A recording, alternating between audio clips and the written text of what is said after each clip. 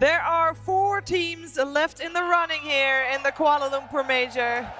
And we're going to see all 4 of them today. We're going to see all 4 of them in the next 2 matches. And revenge was already had for Evil Geniuses when they just beat down PSG LGD. And now they have another shot at getting revenge, this time against Ninjas in Pajamas, the only team that so far has managed to beat them this tournament. To talk you through, there's a lower bracket finals. We swapped things up on the panel. We got Bulldog, we got Pilot Eye, Brian's still with us as well. Good morning, good afternoon. Good morning. It's going to be a good series for sure. It should be. EG versus NiP. NiP somehow beat them the first time. Not feeling that confident this time. I felt like EG got a little bit overconfident, like, hey, let's pick in a cop. We destroyed them game 1, and you know, it kind of just slipped away. So I don't know what's going to happen this one. That's the beauty of it. We don't know what's going to happen in this one. Yesterday, was it yesterday? It wasn't yesterday. It was a couple of days ago. We said Evil Geniuses lost to themselves. This time, hopefully, a little bit different, Brian. Yeah, in the words of PPD, Bobo got worked. Oh yeah, that was nice. I, like that. I mean, there's some good banter, good trash talk. I mean, even though NiP is an EU team, they're captained by PPD, and the relationships between all the guys in NA go way back. So these are my favorite kind of series, just because there's more than just Dota going on here, and I look forward to seeing some mind games going on in the draft. I don't know if that much changed though. Like, I'm just looking at the series they play right now, right? They ended up with a puck last pick, I believe, and like they had something similar one of the other games. And like NiP like to take second pick, right? So we might end up with these matchups again. It's just that LGD had like just bad carries, I believe, that they had to play. Like they didn't play that good, but like they made it hard for themselves. So I don't know if it was only luck. Like if they might end up picking these queens. We might see pucks. We might see like weird heroes that don't really win. And maybe I this could time totally they'll see. win. Yeah, sure, but I can totally see NiP taking this. All right, we can take a look at the brackets and see where the teams are coming from and what route the teams have walked to get to this point. Lower bracket, Evil Geniuses got knocked down quite a while ago. Were of course knocked down by Ninjas in Pajamas, but they made their way back. They made their way back to the top 4. And they have another shot here, as we saw Ninjas in Pajamas yesterday getting knocked down by Virtus Pro in a fairly one-sided series. Yeah, NiP, like from this tournament, we've seen that they've kind of been crushing these slightly weaker teams, but when they go up against one of the strongers, they kind of struggle. Sure, they beat EG, but I honestly still feel like EG is a stronger team. So that was just a little bit slip up overconfidence by EG. I don't think they're going to make that mistake again. Yeah, just to set the baseline here. Who do you favor in this series? I favor EG as well, even though NiP took the first series. I feel like NiP still has something to prove. Like they beat them in the winners bracket, but this is when it really matters. See what team shows up today. I think it's kind of a 50-50, honestly. EG's draft, like, they depend a lot on Arteezy's hero being better than the other teams carry. And the same with Crit. Like, it's like Crit and Arteezy, the heroes they end up on. Like, we've seen where they end up on, like, Terrorblade, Axe, and then the enemy has, like, I don't know, Slark something. And it just gets hard to win these games. What are you trying to say about Slark, man? I mean, I got a lot to say about Slark, and nothing good. All right, we'll talk more about Slark and about the matchup right after we get those players on the stage.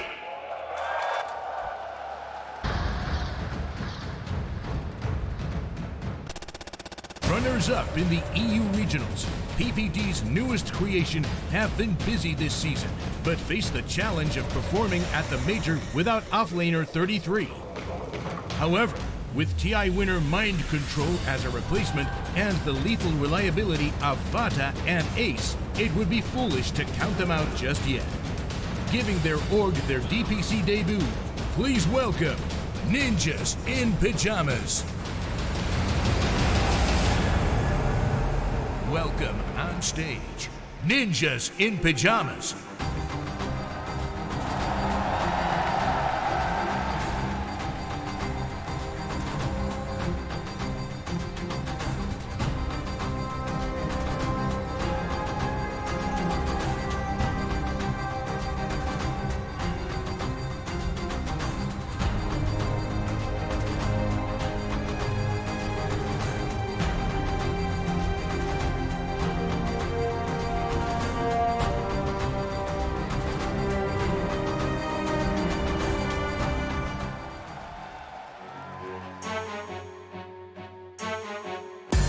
The chips were down last DPC circuit, but they found an answer and shocked the world by introducing Fly at S4, claiming an unexpected third place at TI8. Although unchanged from last season, they headed to Hamburg a man down, but match-winning Maverick Sumail returns for the major, and it's time to get down to business. Their season starts here, introducing the NA Regionals champions, Evil Geniuses. Welcome on stage, Evil Geniuses.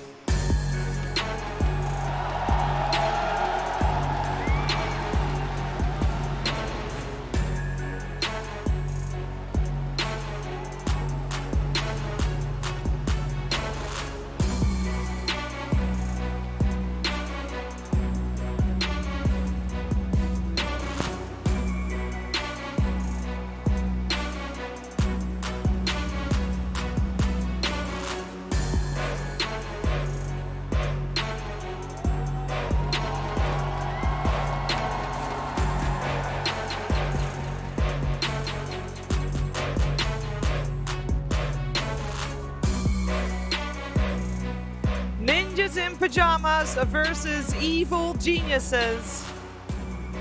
A rematch. And maybe this time EG is ready for Ninjas in Pajamas. What so many storylines coming into this series. You got PPD, former captain of EG, former teammate of Crit, their support duo. The captain that gave Sumail a shot. True. There's a lot of stories coming into this series. A lot at stake, and it's not just DPC points and money. I feel like there's a lot on the line of reputation. And there's honor here. That matters. You don't want to go down here, especially since you already NiP already beat EG, so they don't want to lose now. I feel like that really didn't matter. So they definitely want to win here. And we also got Mind Control, who's been playing out of his mind. And TI winner against another TI winner S4 off lane, so the battle is real here.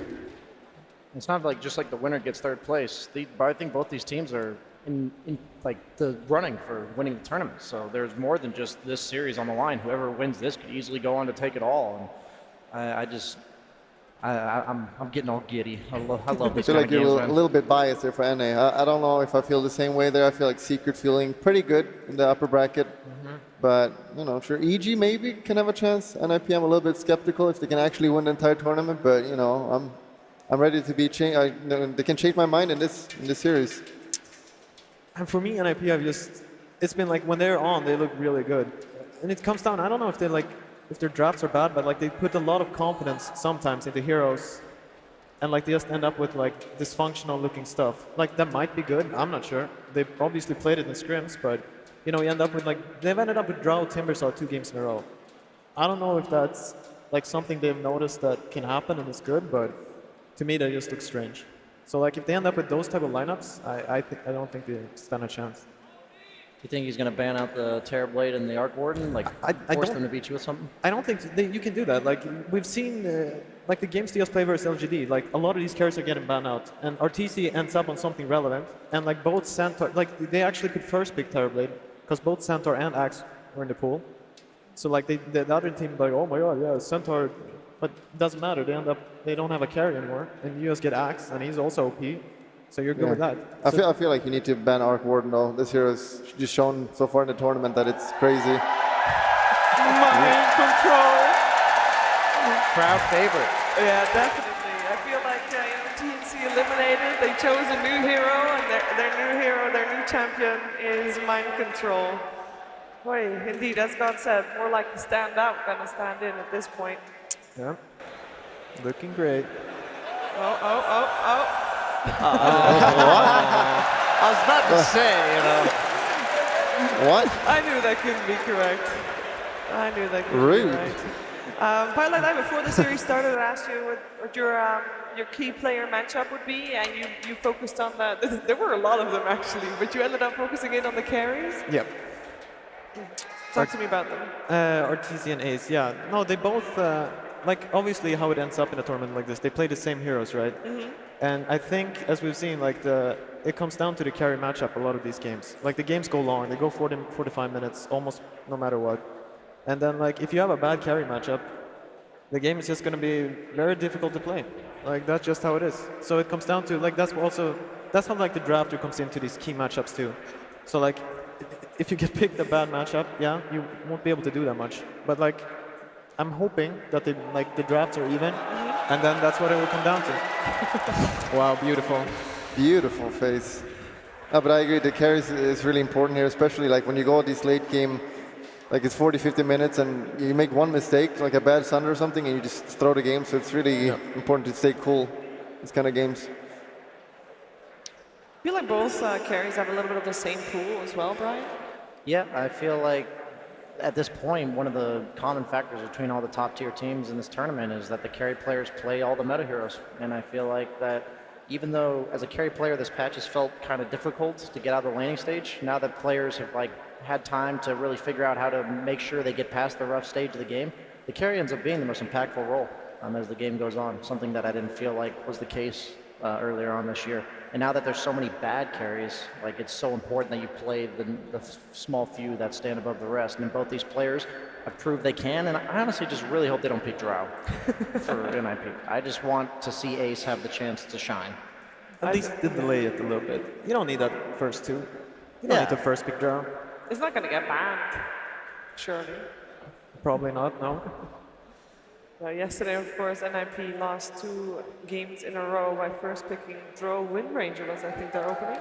Yeah, like I feel you probably get crushed in confidence with your lineup when you just pick these 2 heroes and just lose like that. So I don't know if they even get a good opportunity if they want to pick it, honestly.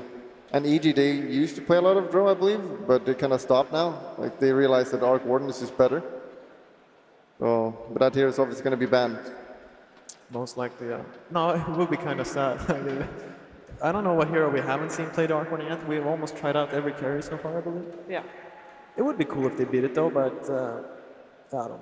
If anybody's going to beat it, I mean, PPD is the mastermind drafter for a reason. He could craft something up. Yeah.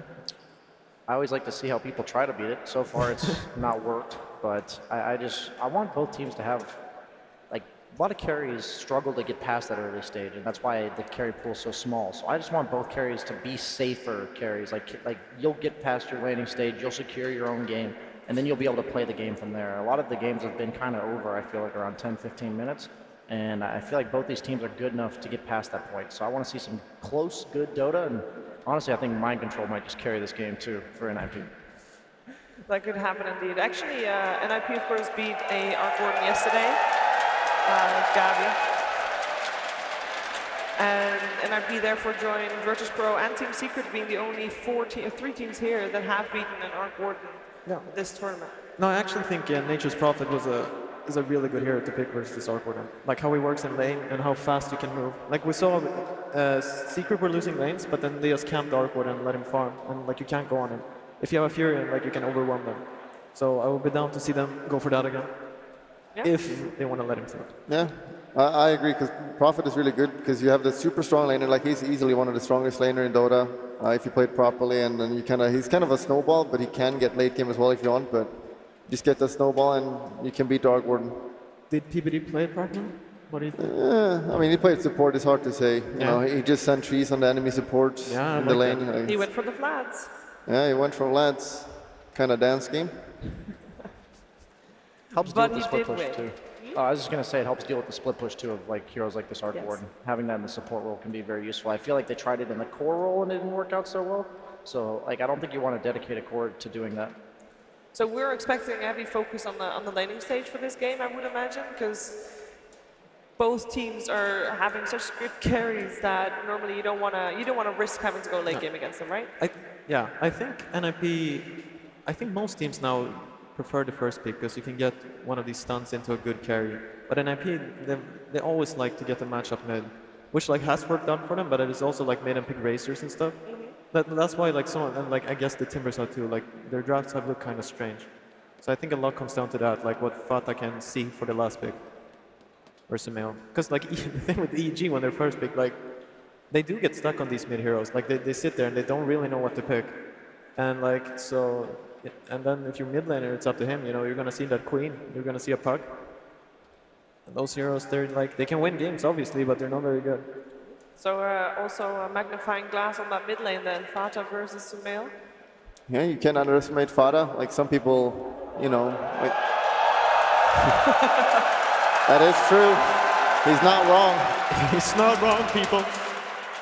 No, but the mid lane, like Grant, for example, it was like how Sumail was tap dancing on him, but then we saw Fada. You don't want to underestimate him. Like he's always been known for that, like super stable player, even though he's kind of like been not super good recently, I feel, but he's kind of back now again. So, and for the people who don't see the draft, we do get an Arc Warden ban. Hallelujah. Yep. Hallelujah. Now, oh, okay. So there's the Ben Coddle. So they're just setting up for that. Terrible. Ooh. Salty, right? At the moment, I don't think he's sold. I think PPD is one of those players that is definitely thriving on momentum. And especially when he has a lot to prove, and he wants to obviously prove that he is the better team. You can see in the draft there, like what's going to happen is they're like saying, yeah, we're going to first pick this terribly. Yeah. But if you ban Axe or Centaur, we're going to first pick that. So like that's what it comes down to. It's actually kind of smart for EG. I want to see what NiP do. I think this is exactly what they did versus LGD. And they just end up first picking Terrible. Because both the good fours are still in the pool.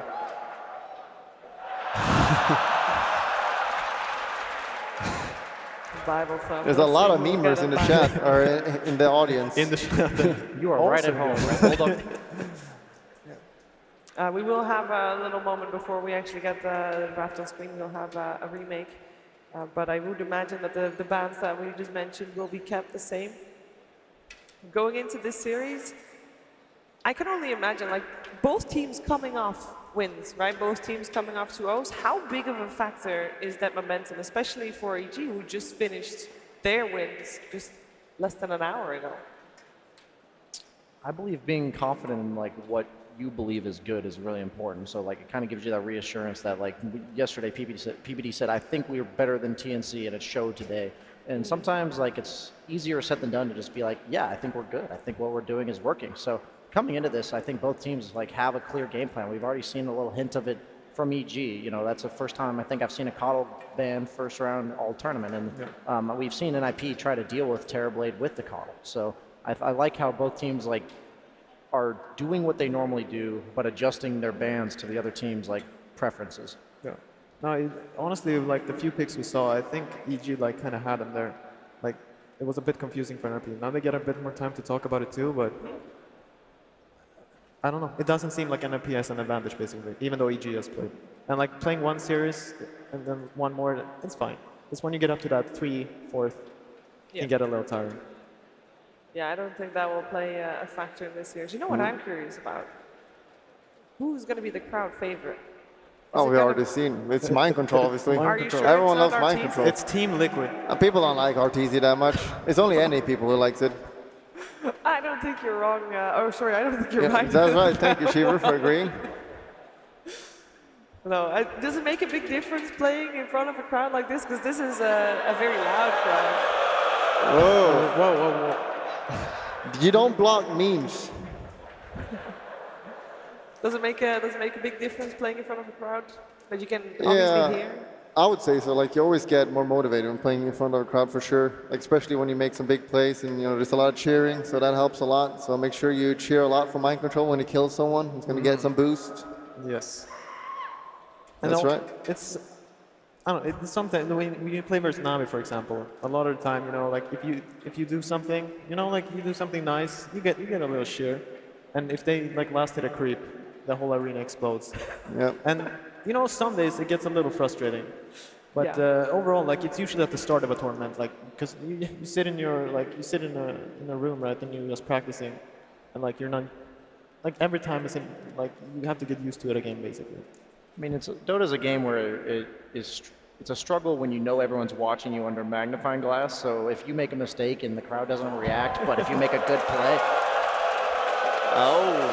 okay. Not everybody is as excited about that one. Nah, it's just when you hear like people cheer for you on a good play, it's just like Dota, you can get in your own head a lot, and I feel like that kind of keeps you focused to some extent because you are just being confident. Like you're not going to question your own decision making. There are also other things that come in. Like you have to. Some people are really good at reading the crowd, like what they're reacting to. So and sometimes it's really obvious. Like I remember our first match, TI4, I think, in the main stage, versus Navi. Like they were playing Void, and every time he was coming to Kronos, they would like get really loud. So like we could just spread out. So you were cheating, that's what you're saying. I'm just saying You're you gotta actually use cheating. you just gotta use the crowd. That's what I'm saying. So you didn't deserve that spot. I'm just 6? saying, bitchy. I got it. I'm just saying that bitchy gaming later, like the crowd got really silent, and we were level 1 roaching, and then they came knocking on that door. So I don't know. Yeah. It goes both ways. It goes both ways. That is definitely true. While we're waiting for the draft to kick off properly, we also have a little bit of time to answer some of the questions that have been sent to us. Oh. And Okay. this is one of them. Is Bristleback a good hero in this meta, and why isn't it picked very often? We actually saw Bristleback, was it yesterday? In the Yeah, Hands of Team secret Secret? user. Yeah, I just feel like the hero struggles level 1 and 2, and in this meta, you can lose the lane super hard by level 1 or 2. That game, it was an absolute last pick, and I think it lost its lane terribly, but it did its job in the game, which like they knew they were getting threatened by like a ton of push, so they're like, we're just going to stick this Bristleback like a wall in front of our towers, and I think that's really the only purpose this hero has. Like he's not strong enough to be a carry, and all the offlaners are like centaurs and axes, like initiators, and he doesn't do that either. Yeah, you kind of want some stunners usually, and one of the biggest problems, like every hero has counters, but Bristol has like one of the biggest counters in Dota is Silver Edge. You Silver Edge him, and he's like pretty useless. You just burst him, so.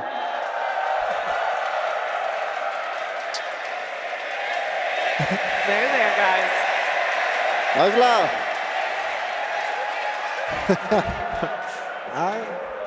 No peer pressure here. No Hey. peer pressure. Tell them, Cheever. That's what I just did. I'll tell them. You know, I kind of want to do this small experiment with the crowd, but I'm a little hesitant because I don't know what kind of reaction it will get. Because this crowd has been incredibly loud and incredibly responsive as well, and I'm absolutely loving it.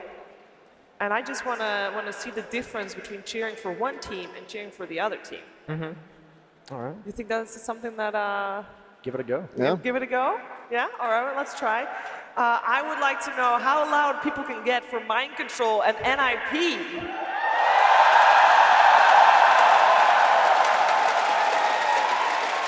That's pretty loud. I personally think, I've heard you be louder though. I have heard you be louder. I said Mind Control and NiP.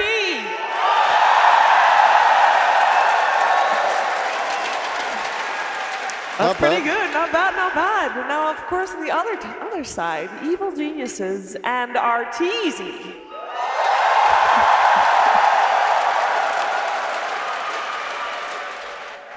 Pretty close. Pretty even, I huh? feel like it was an IP though. Probably mind Yeah. control factor. You think so? I'd say that went well though. That went really well. I was, you never know, but this crowd is absolutely amazing. Loving it. Thank you, Kuala Lumpur. We also have another question from the internet. Who has the weirdest player habit? Did someone yell Bulldog? I don't have any bad habits. Bulldog, did you have any player habits? No, not really. But I think like Ice playing in his underwear all the time. Yeah. Or maybe Siler having his tissues all Yeah, I the was time gonna bring that up. Yeah. next to his hand or his mouse. What that's more like he gets really sweaty hands, right? All right, I think someone also wants to try and get a cheer going for Navi. I know they're not here, but I know there's a lot of Navi fans here. Can we get an applause, a cheer for Navi? You guys, they're not even here. And one cheer for KFC, everybody. Oh, okay. Ooh. All right. All right, but do you have any weird player habits that you have, Brian? That I personally have? Yeah, do you have any like rituals? Hey, OG is taking a well-deserved break. We have a nice little holiday for them. As far as I know, I have nothing weird. I No? hope I have nothing weird. I'm sure my viewers can always tell me that I have some like weird tics and I say some weird stuff and say woo a lot, but that's That's about it. I know there are some players that like to listen to like a specific type of music right before and like get in the zone, you know, soundproof headset with earbuds under it so that nothing can interrupt them, so that they can fully focus. I've kind of taken the Arteezy approach where it's like the worse the music or like the less you focus on the lyrics, the better it is. Oh.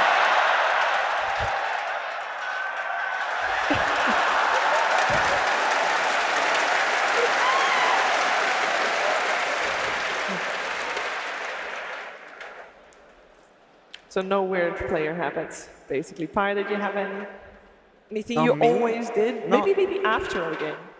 No, not. I mean, the weirdest is like, you know, you don't eat breakfast and you only drink Monster, kind of. But like, I don't even know if that's weird. I don't feel that. No, weird. I think usually when I play against you, usually give like the death stare to every opponent, like your eyes. That's always what I saw when I played against you. I don't know. I didn't feel that weird though. Maybe it was weird. No, the thing with the music though, like some people, I guess, they like repeat one song endlessly.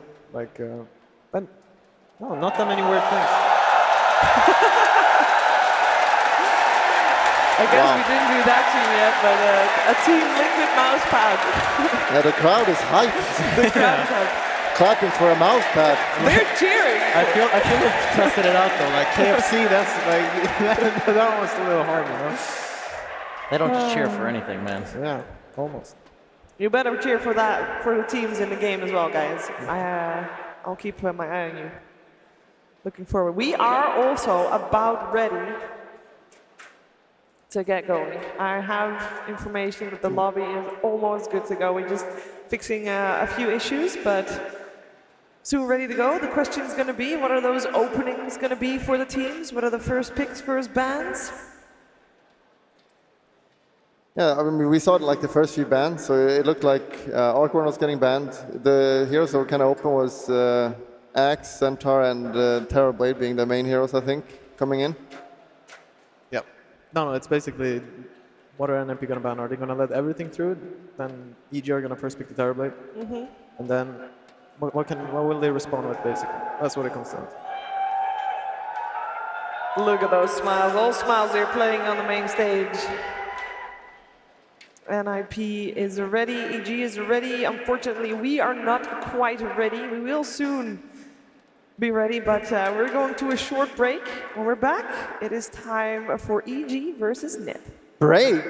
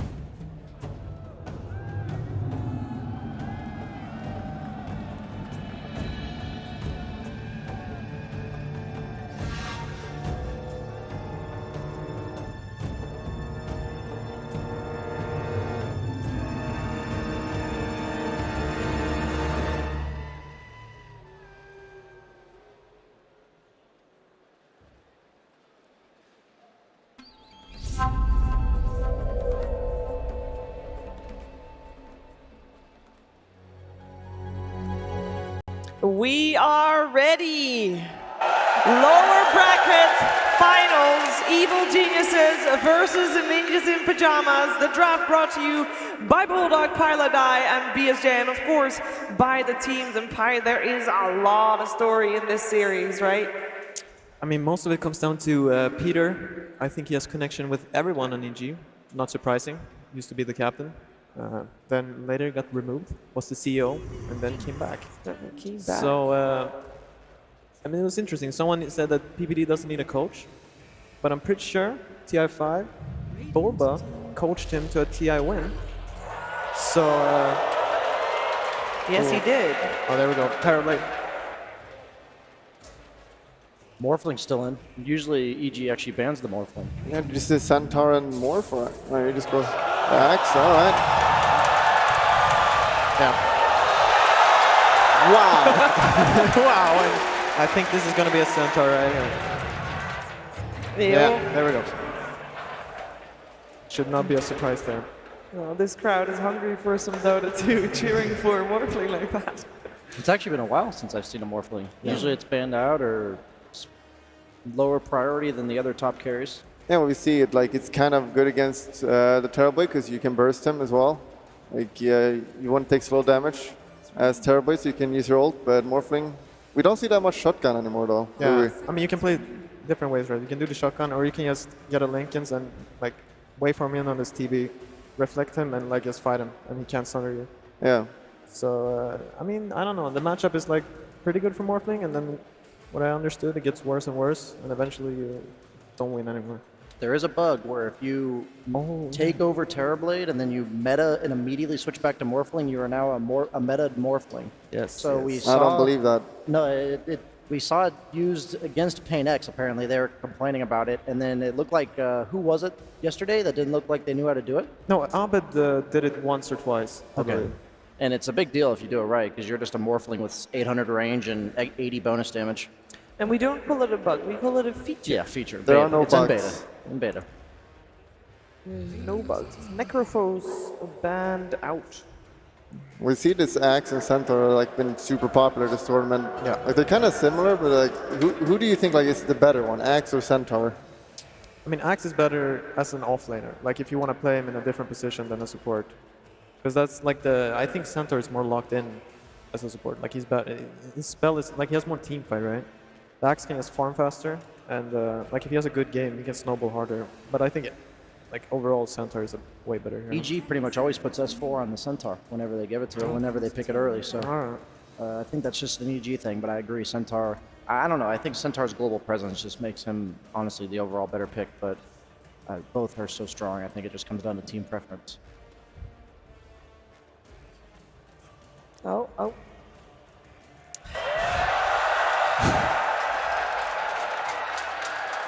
This guy's on a roll. 12-year-old humor. Come on. Right up your alley then. Excuse me? I'm a very mature man, Fever. Sure, we'll go with that.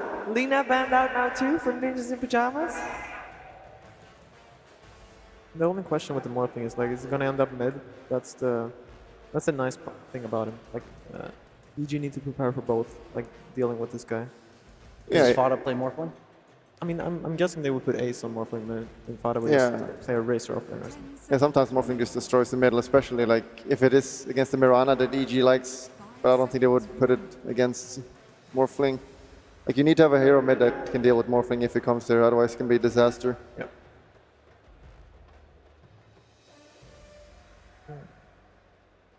They need more stuns, I think. They could like try to beef up on teamfight, but Yeah, you'd I'd probably say- just pick an Ogre or something here for you could do that. Yeah, that seems pretty chill. for PPD or something like that. Don't show it too much, just pick up a simple support. The other one is like a Wyvern. It's okay. What about the Shadow Shaman? Yeah, I don't mind it. I love that hero. Very good at killing taking objectives. Good team fight. Undying as well is not banned. I love that hero. We said before that Nature's Prophet was good against an Arc Warden. How does he do against a Terrorblade? I don't like it very much. Like one illusion can kind of kill 10 trees later on, and then like the lane can be pretty good, right? But like you can also end up with this where the Terrorblade is just farming your treants. Yeah, like, kinda I quickly. played a lot against it, and usually you do well in lane, but then he goes jungle for a long time, and then he hits like the 30-minute timing, and he's got 40 armor, and you do no damage to him. So if you can snowball, it's good, but otherwise not very. Not ideal. I'd like to see EG take Lion or Shaman on one of these two picks. They've shown they're not afraid to pick these type of stuns against the Morphling. Go with silence. All right, I mean, it's really good against Morphling, force him to go Manta. Otherwise, you can just blink stun and silence and kill him very easily. Goes well with the Centaur. You always know when you get to choose to take fights. So having the committal fight, like the S4 mentioned in his interview, that it's so easy for the silencer to know when to global if you're the one deciding when to take the fight. All right, let's see what to pick here. Chen. Oh. Chen!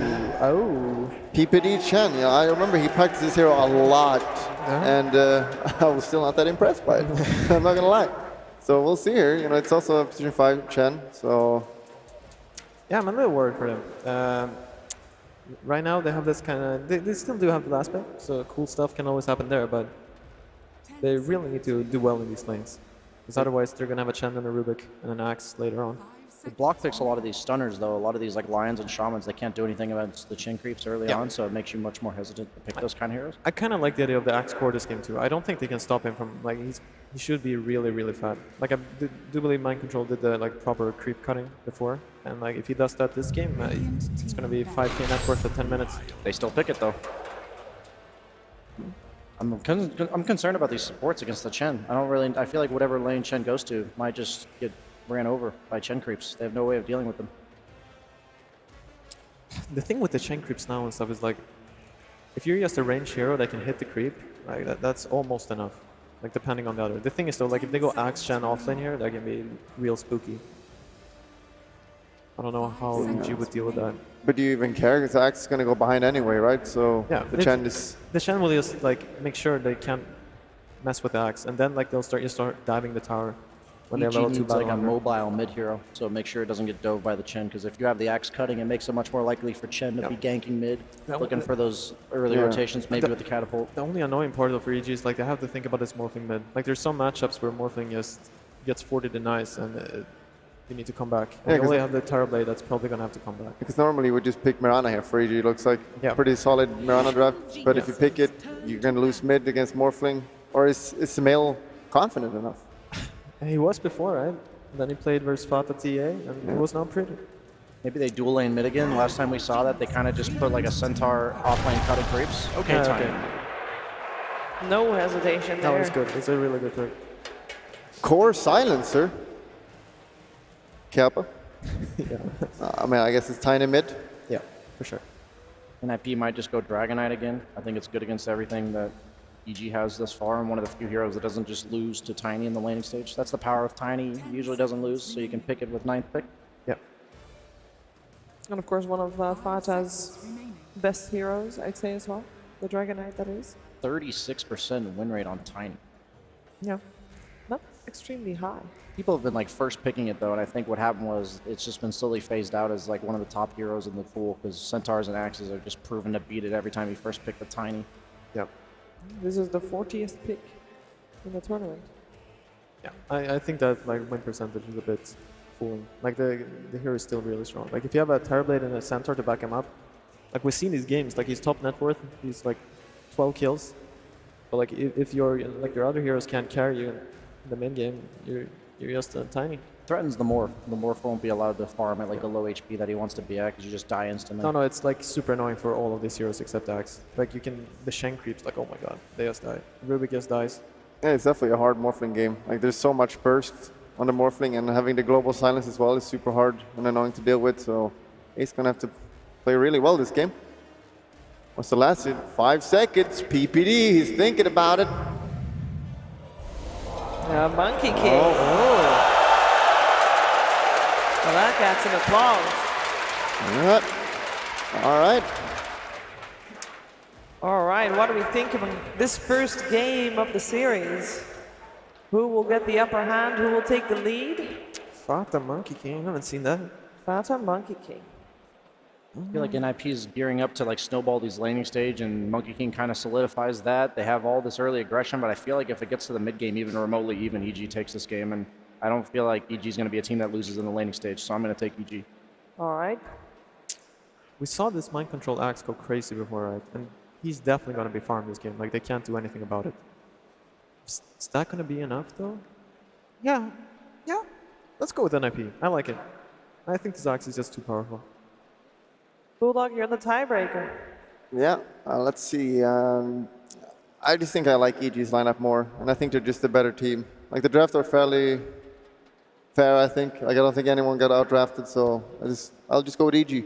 All right, let's find out what's going to happen in the first game. You guys, you've made some noise for the teams.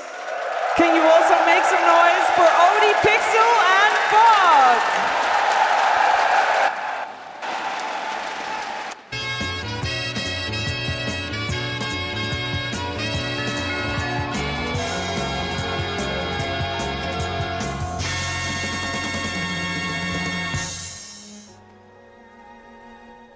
Thank you very much, Shiva. And yes, ladies and gentlemen, Ninjas in Pajamas up against Evil Geniuses in a best of 3. A matchup that I'm personally very excited to see. Oh, yeah. We know that these two teams are ready to give it their all against one another. And already with these drafts, we're going to have a lot of fun. Some very exciting and strong final picks. The Samael Tiny getting through as the 5th pick for Evil Geniuses.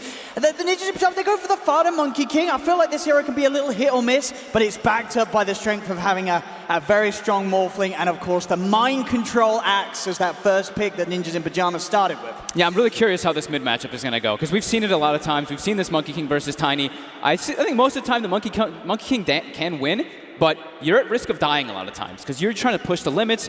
You have to be worrisome of a toss back or some type of rotations coming in. So we'll see how that one works out, as we already have a interesting item build coming out on Sumail, actually. So he's laning versus the Monkey King, and he knows he has this base damage advantage, right? So he's going to be trying to play around his Jingu stacks. He's actually started with Boots first on the Tiny. Boots first on the Tiny. Well, we'll see how aggressive he can play. There he is. The man, the legend himself, Mind Control on his axe. And Fada playing the cuddly teddy bear at the moment.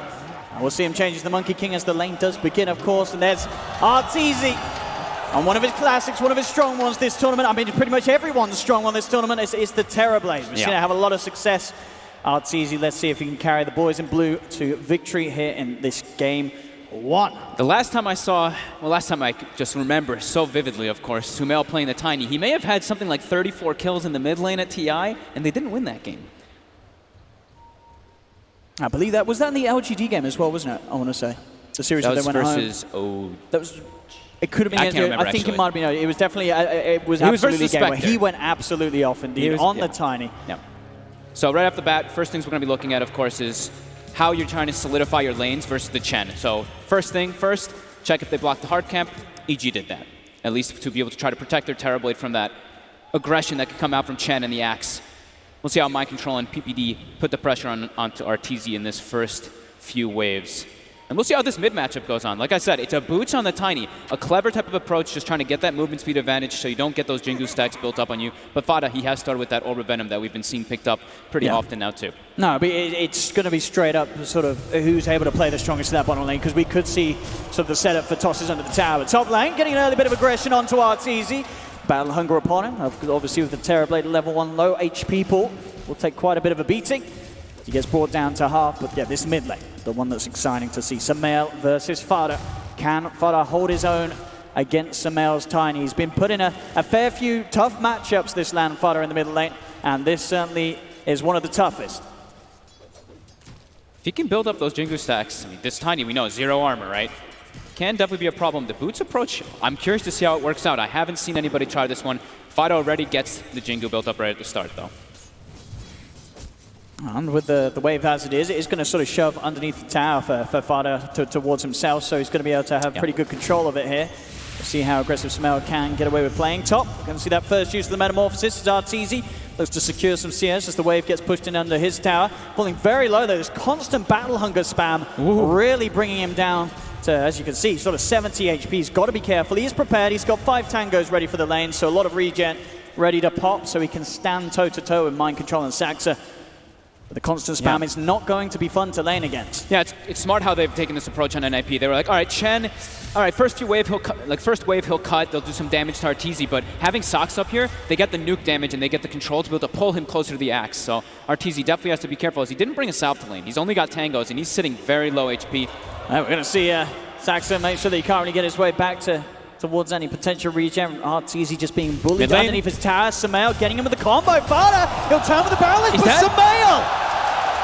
I said it would be a tough lane, and it's certainly showing to be that for Fada. And Oh Sumail, my god, he gets a regen. praise be to Gaben. You know, who was the one that was talking about 2-minute runes before this tournament started? I believe it was Sumail, and he gets the absolute most fortunate rune for himself. Absolutely. This is, as I say, we've got to keep eyes on Fada. CS-wise, though, Fada's doing a good job at those early couple of waves. 7 for 5 against the 9 for 2. Yeah. But he cannot afford to go down like that. The biggest one that we talk about a lot is when you're playing like versus these tinies, these Earthshakers, it's that level 3 window where you have that kill potential with your combo. And Sumail takes advantage of it immediately, is able to get that first blood on Fada. Very important. As he is, still not getting the most last hits. I know, as we're seeing sort of across the lanes, it is Arteezy struggling the most in these first few minutes of laning phase. He's getting almost nothing. He Only 4 really last is. hits. He's burned through 8 tangos as well. He He's showed gone up with for all of 9. them. Yeah, he's only at 1 left. Oh my goodness. It's a tough lane for Artur. Mind Control and Saxa. And sort of Flies, the silence says, there's not really much you can do in sort of this duo lane against this aggression from NiP. I mean, he's trying to soak the pressure, but this cool kind of interaction that I just kind of realized is the Fade Ball plus Battle Hunger. So you reduce the damage of the Terror Blade. They can't get the CS. And then he can't get the CS, He right? can't. It's kind of cool, actually. I didn't really think of that until just now. And certainly seems to be working out fantastic for NiP on this top lane. Yeah. Oh, they use a Battle Hunger. Fly's able to remove that one immediately. PPD's able to do a good job of getting these I'm going to creeps try and for a bit of a secure. go. They've got level 3, so they've got the point in the cool. Mind Control with the control. The zap there from Saxa Very nice. will get them the kill. So this top lane going from bad to worse for Evil Geniuses. NiP's got great lane setups already. I mean, even Ace, he's farming bottom versus this Lion, versus this Centaur with PPD's help. He's doing a great job down here. I think, as you said, a lot of it's going to be sort of eyes on Sumail to really go off this game. And we'll see if he does have sort of the start to do so. Trading CS, it's pretty much even between him and Fada at the moment, but obviously having that bit of a jump up, getting that kill onto the Monkey King. They're still doing very well on S4, though. He's getting absolute free farm in the bottom lane. Top lane, great chain control there. They're getting a couple of spins onto Artur as well. The Battle Hunger once more pushing him back. He has more tangos out upon him, but he just cannot get near these creeps. And look at the regen situation that NiP actually has too. Saxa has a mango. Mind Control has 2 mangoes too, so they're going to constantly be able to throw these spells onto Artur. Has to be careful every time he steps up. So they're going to really need S4 and Sumail to really come out clutch in this one. And bottom, S4, he's dropping low. That should be fine. Ace, not quite enough mana to go forward with a further waveform. Just battling these Chen creeps is a bit too much of a problem. Crit might be able to secure himself one of them, as well as that bounty rune. Look to head over for the other, and Sumail heads over, is able to bottle it up. Top lane again, though. Mind Control. Oh, you got to be careful there, Mr. Artur. Arteezy just, it's not happy days for him up on the top lane. That's his meta usage, too. He has 100 HP. He has to walk away. And I think what we saw, he's got to go Shrine. He got shipped out more tangos. They're already pretty much all gone. Yeah. I think Fly didn't actually have the money to be able to bring out any more, but Arteezy, he's just jungling now. Jungle and Shrine, his top lane is an absolute disaster for EG. Mid lane, Fada's holding his own too, as he's picked up the raindrop. Get the grab, Fly, drag back into the cool here with the telekinesis from Saxa. Mind Control looking to dive him underneath the tower. Battle Hunger will wear out though. Fly will survive, as Mind Control cannot afford to dive any deeper. 1k gold towards the Vanguard for Mind Control. It's mid lane, Fada able to heal back up with a Boundless. Sumail holds him back with a quick avalanche, and the gank from PPD won't set up anything in terms of kills for NiP. Just getting a bit more space to Fada, as we say, does continue to farm pretty well in this mid lane, keeping out above, for now, at least Sumail's farm. Yeah, he's doing great. He's also, I like his itemization. He's gone for the raindrops and then a belt of strength, so he can't actually get burst down by that tiny at these levels. Just that little bit of increase is really helpful versus these tinies early on. And he's going to be very happy that sort of the side lanes are going as they are, because he knows it's so unlikely, really, that EG are going to make any moves towards the mid lane with the way that the side lanes are at the moment. Yeah. Fly's going to TP in mid. It's just going to go for the bottle. Unlikely they can really go for an aggressive play between the two of them, though. I mean, this is definitely problematic. This top tower is going to get threatened on this first catapult Arteezy's wave. just having to hide in the trees behind the tower. They've scanned him out as well. They know exactly that he's there. They're going to look to try and collapse underneath that tier 1 top. At the same time, down bottom, they'll chase towards S4. Ace looks for the angle, goes in with the waveform. S4 has the Hooston. They've got the a Cinder Satire Blast. It's up in a second, though. Can he hit it? Oh, he's going to try, but it's off the mark. S4 will get out of there. Top lane as well, as it were. They did start to look behind the tower, but I believe Arteezy was able to TP back to the fountain, but it's going to mean he's out of that lane. He's got to just jungle. He's got to find somewhere to go. He's got Meta back him in 25, so he can look to work this triangle in a little bit with the illusions as well, but it's going to be such a slow start for the Terrorblade. The pressure is building up more and more onto Sumail and S4 to become these sort of beasts that the Tiny and the Centaur can, these heroes that can make these plays happen, whilst Arteezy gets sort of this crucial 15 minutes, 20 minutes potentially at least to actually get into the game as a Terrorblade. But they're completely having to sack this top lane. This tower is going to get taken. There's going to be a Vanguard on mind control. Sox is also going to have some increased farm too. This is definitely a very good laning start for NiP. It really is. I mean, we're starting to see why when you play against Mind Control and NiP, you really have to consider banning out Axe in the first phase. Bottom lane, they've got the lockdown onto Ace. It's not quite enough time, though. Now Ace just turns towards S4, and S4 taken down as PPD sets up the tornado. As they dive a little too far, EG unable to get those kills and really pressure Ace too much, as Ace, he's farming fine. It's 8 minutes in, 2-1. NiP with a 1k gold lead, 2k experience lead. Sumail still sits at the top. He's got 1100 gold towards his first major item. The big concern is, it's only like that 1.5k gold advantage, but it's already over a 2k experience advantage. S4, who was having the good start for EG down bottom, he's level 4. He's actually going to start jungling himself. Look at the lanes. None of EG's players are actually playing in the lane right now. I've got to get right out of that. It's just a scary, scary map now at this point. As NiP with their lineup, they can afford to make big rotations. My control might just go for this Blink Dagger. I mean, he's still holding the money for the Vanguard. You can tell he's tempted. He knows that if he can get a Blink, if he can start making movements sort of into the jungle, hunting down Arteezy, it's going to be so scary, sort of as this Terrorblade, level 6, 9 minutes in, just being ran at by this Axe that can potentially have a 10-minute blink if Mind Control so wishes to do so. Top lane, they look to play aggressive. S4 will go for the Who Stomp, but the call's there, the spins come through. Oh, he gets the dunk is a little early. As S4's fine with a stick, and they're going to turn it. They're looking for the kill. It's a big one, but they can't get it. Mind Control does finally fall, though. EG will take the trade. It's a lot of money for Crit, who gets 500 gold. Vada jumps down. Sumail is there as well. Look to beat down onto Crit. Quick toss back. Sumail, but no! He gets him. The boundless strike from Fada catches Crit by the tip. Great rotation there. Fada, I think he's understanding. If he just follows the rotations of the Tiny in this game, it's going to limit Sumail's potential so hard. And he's going for the... I like this build too. He's going for the Echo Saber build. So he's going to get tankier. He's going to be able to make the plays around the map. So Bounty Runes coming out. Fada trying to secure it with the Wukongs. They're actually throwing Crit back into it here too. Dragging back in. Boundless out once more. Crit does manage to turn with the Earth Spike. A quick toss to the side. Crit's going to look to try and deny himself the neutrals, but he cannot do so. Mind Control comes in with a finishing blow as he right-clicks him to death. And NiP gets all the Bounty Runes as well. At the same time, PPD, he's putting pressure on mid tower. EG, they're crumbling here. They've got to keep it solid somehow, somewhere. They need someone to step it up and buy time for this game to continue to go on. Absolutely. If EG want to hold in on this one. As we saw with Mind Control, with that death, he did decide to just pick up the Vanguard. Did lose a fair bit of money going down on that top lane with the money he had. As we see here again, looks to be a good aggressive play from Mind Control and Saxa, but they were ready to return. Sure, Crit does end up losing his life, but as we say, it's such a big kill. Anytime you get the chance to bring down Mind Control, you certainly take him. It's Crit a lot of gold. 540 at least for that kill.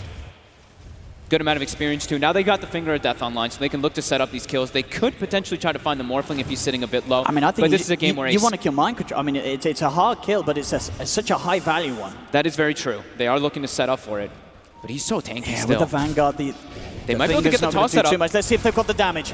They should be able to. They've got a lot of lockdown. Hex, Earth Spike, Sumail, they'll do with the Finger as well. They take the kill. Very nice.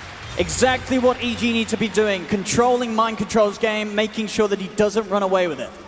But you got to be worried, right? You're ganking this Axe now, and that's going to give Ace a free farm lane in the bottom lane as this Morphling. Sparta Keeping eyes once again from the trees. On S4 in the middle lane, Saxa is picking up good levels. Level 7 at the moment on the Rubik. Arteezy's been giving a good amount of space here. He's catching back up slowly. It's still going to take a lot of time. Yeah. But definitely a game where EG, they've got to sort of trust in Arteezy to be able to carry this through the later stages against this Morphling, as you mentioned, is getting complete free farm down here, Ace. This is a game where Ace, he has to stay a bit more strength morph. We see him sitting around 1200, might have to morph a little more, sitting also with the raindrop, just has to be careful. He has to be thinking, okay, they just killed my Axe, Sumail might have that Blink Dagger coming up, has to be wary of those type of gank rotations coming out. Let's see what Sumail does do with that Blink. He's got his eyes towards the top. NiP are pretty prepared. They have 4 heroes. PPD coming up to join Mind Control, Saxa, and Fada for this top push. He's looking to take out some of the wards, just because he knows that EG, they're putting the focus onto the Axe right now. Crit. He's starting to bait some action. Fada jumps forward. He'll get hexed up immediately. Sumail comes in with a 2-man avalanche to toss as well. It's not enough to get the kills though, as Liquid, they're still too tanky. Standing their ground, Fada's down with the Wukong's command. Sumail will escape with the Stampede. He gets out of range. S4 straight in. Hoostomp. They punish the Monkey King. NiP trying to dive a little too aggressive. This time EG's there to back one another up. And Arteezy immediately shows up to the mid lane while this is happening. He's got meta available too. Could try to put some damage here on the tower. As NiP, they're all focused on top. They might make the moves away now, though. With sort of the presence of EG in this top lane, they should respect it. Arteezy just looks like he's going down toward bottom, going to this triangle area that we, Terrorblades know and love so much. Yeah, all about the farming patterns, and as we know, Arteezy, he is going to have that down to a T. As long as his sort of area doesn't get invaded, you can expect this Terrorblade to get back into the game. Have to always add in the fact, too, inside of these fights that there is going to be Hand to God. And that first fight was used, it looked like it almost was something to turn the tides there for NiP. Now it's on cooldown for 100, so EG, they could look to set up some kills, but still, 3k advantage for NiP. Same thing for that experience, too. We sort of saw as well how well S4 on the Centaur can help deal with Fada's Monkey King. You sort of pop the Stampede, he's got the Vanguard now, so he can afford to just run straight into the middle of the Wukong's command and look to sort of set up for the burst combo to bring down the Monkey King. Fly getting surrounded here, the Centaur creeps. Here they come. Let's see if Fly's going to receive any backup as he's getting dove upon. There's a lot of them here. I don't think anyone's going to be answering Fly's calls as he's trapped, surrounded. Mind Control dunks him down. They'll take the silencer kill, and NiP will get a bit of pressure onto this tier 2 tower as well. Bottom lane, Arteezy will be able to find a tier 1 himself, so more gold for the Terrorblade. He's happy. Crit also going for that Aether Lens runs in this game because they have the toss forward. Set up for the Hex. Crit's in straight away. Sumail jumping forward. They've got the finger as well. A lot of burst. It's enough. Sumail gets the kill and now he looks to get out of there. Stampede's pop. Hoostomp onto Mind Control. Silence as well. Crit, can he get out of this though? As the chase is there from Mind Control. Crit falling incredibly low. Gets dunked down. Mind Control gets one. Can they dive for more? They're looking for Sumail. They have the slow. Finger comes down. It's not enough burst though. Sumail too tanky on the Tiny to be burst down by the finger. But the Avalanche. Ace! He's in! Into the Tiny. Gets the combo. Sets up on Sumail. The Battle Hunker's there on S4. He cannot run away from these heroes as NiP take 3 kills. Collapsing on the middle lane. The tier 1 tower falling as well. There's something beautiful about watching Rubik and Morphling on the same team because you're just like, oh, you're playing against your own heroes a lot of the time as well because they're just going to turn into you. They're going to steal your spells. You have to watch yourself for whenever you get set up on by those. Arteezy, he gets a lot of space out of it, but they lose their tower. They lose significant amount of heroes too. Just having sort of this Morphling getting involved at this point really sort of sets certain Morphling players above the others. As Ace showing his strength. 62% at the moment for NiP.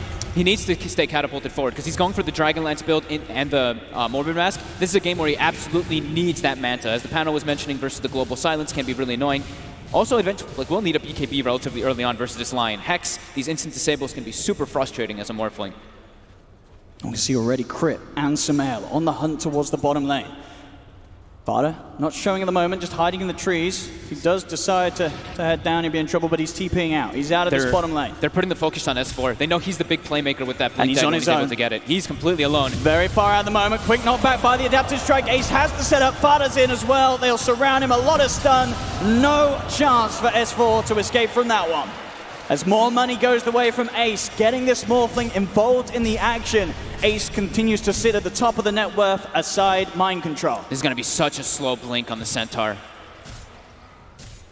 Mind Control already level 11 with that Blink Vanguard. Level 9 Centaur, nowhere even near that blink, and they look like they're already starting to threaten the Roche here with the Penitence. They've got that spell, the percent damage amp. Let's see if EG can do much about this. Arteezy's still not a point really where he can be present in these 5v5s. As EG can be so scary running into a They're Wukong's heading command. over. They've got global though. That's the one thing. They've got the blink initiation. You've got to go for those sort of plays. They got to get some huge jump. They may lose heroes for it, but they may be able to take an Aegis and a Roche away. Mind control on the high ground here. They scout Arteezy. They've seen him. They get the grab with telekinesis, dragging him into mind control's call. They've got Arteezy locked down at the top of the Stampede, comes in. S4 charges forward. Hoof stomp. They have him onto mind control. Mind control Arteezy gets Sunder. Arteezy, Sunder, back up to full. Mind control buys back, but the Chen is dead. Stolen Sunder. Saxa. It doesn't matter. No one does it. Mind control call. It does. It does! Saxa with the stolen Sunder, bringing Arteezy down low enough to be dunked by Mind Control. Crucial buyback from the Axe as Mind Control leads his army straight back into the pit. And NiP will be able to take this Roshan. Something we were just mentioning. You have to watch out when you use these type of spells when you're playing versus, in particular, Rubik. Can get that stolen and turned immediately. Little plays like that. Just keeping NiP on top this match.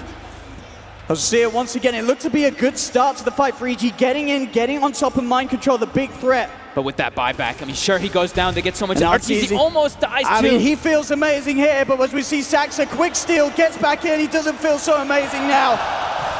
As just that extra offset of damage, allowing him to be taken down by Mind Control, and suddenly the fight falls apart for EG. Saxa 4-0-8 in this game. Crucial plays coming in for his team. As they can keep this control on the map. They keep putting down these deep wards, keep trying to keep tabs of whenever EG is trying to set up. And EG, they're just desperate to get S4 a Blink Dagger. That is the biggest thing, so they can have that follow-up initiation, not just having to rely on Stampede and running in. He's getting relatively close, but it has been slowed down significantly. Mid lane, see Ace. Currently a Terrorblade. Is he going to do the trick? He does get it. He is a Terrorblade as a Morphling right now. Look at that, that's some balance there. Yep, doing that. As people were talking about, the panel was mentioning, you click both those hotkeys pretty much at the same time, and you're able to say. An exciting feature. Yeah. So he's going to be going for the Lincolns first instead of going for a Manta style this game, just worrying about getting controlled by that line, getting burst down by a finger. Let's see what he can do down here. He's heading down. EG with the three of them, Sumail. He's got an Aegis, so he's feeling very confident. You got to get out of it, EG. This is not your part of town. A stun from Crit will hold back the TB a little bit, buying time for EG to head into the trees and TP out successfully. They'll get away from this one. And this gives me time for S4. This is what EG wanted. They forced reaction down bottom. S4 now has the Blink Dagger. So they've got two forms of initiation. S4 desperate to sort of pick up his game. He's had a tough start, 0-6-5 on the offlane Centaur. But now, with those chances to really make those big redeeming plays happen.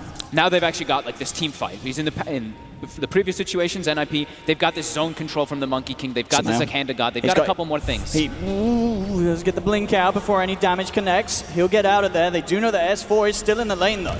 S4 blink up, but he doesn't use it in time.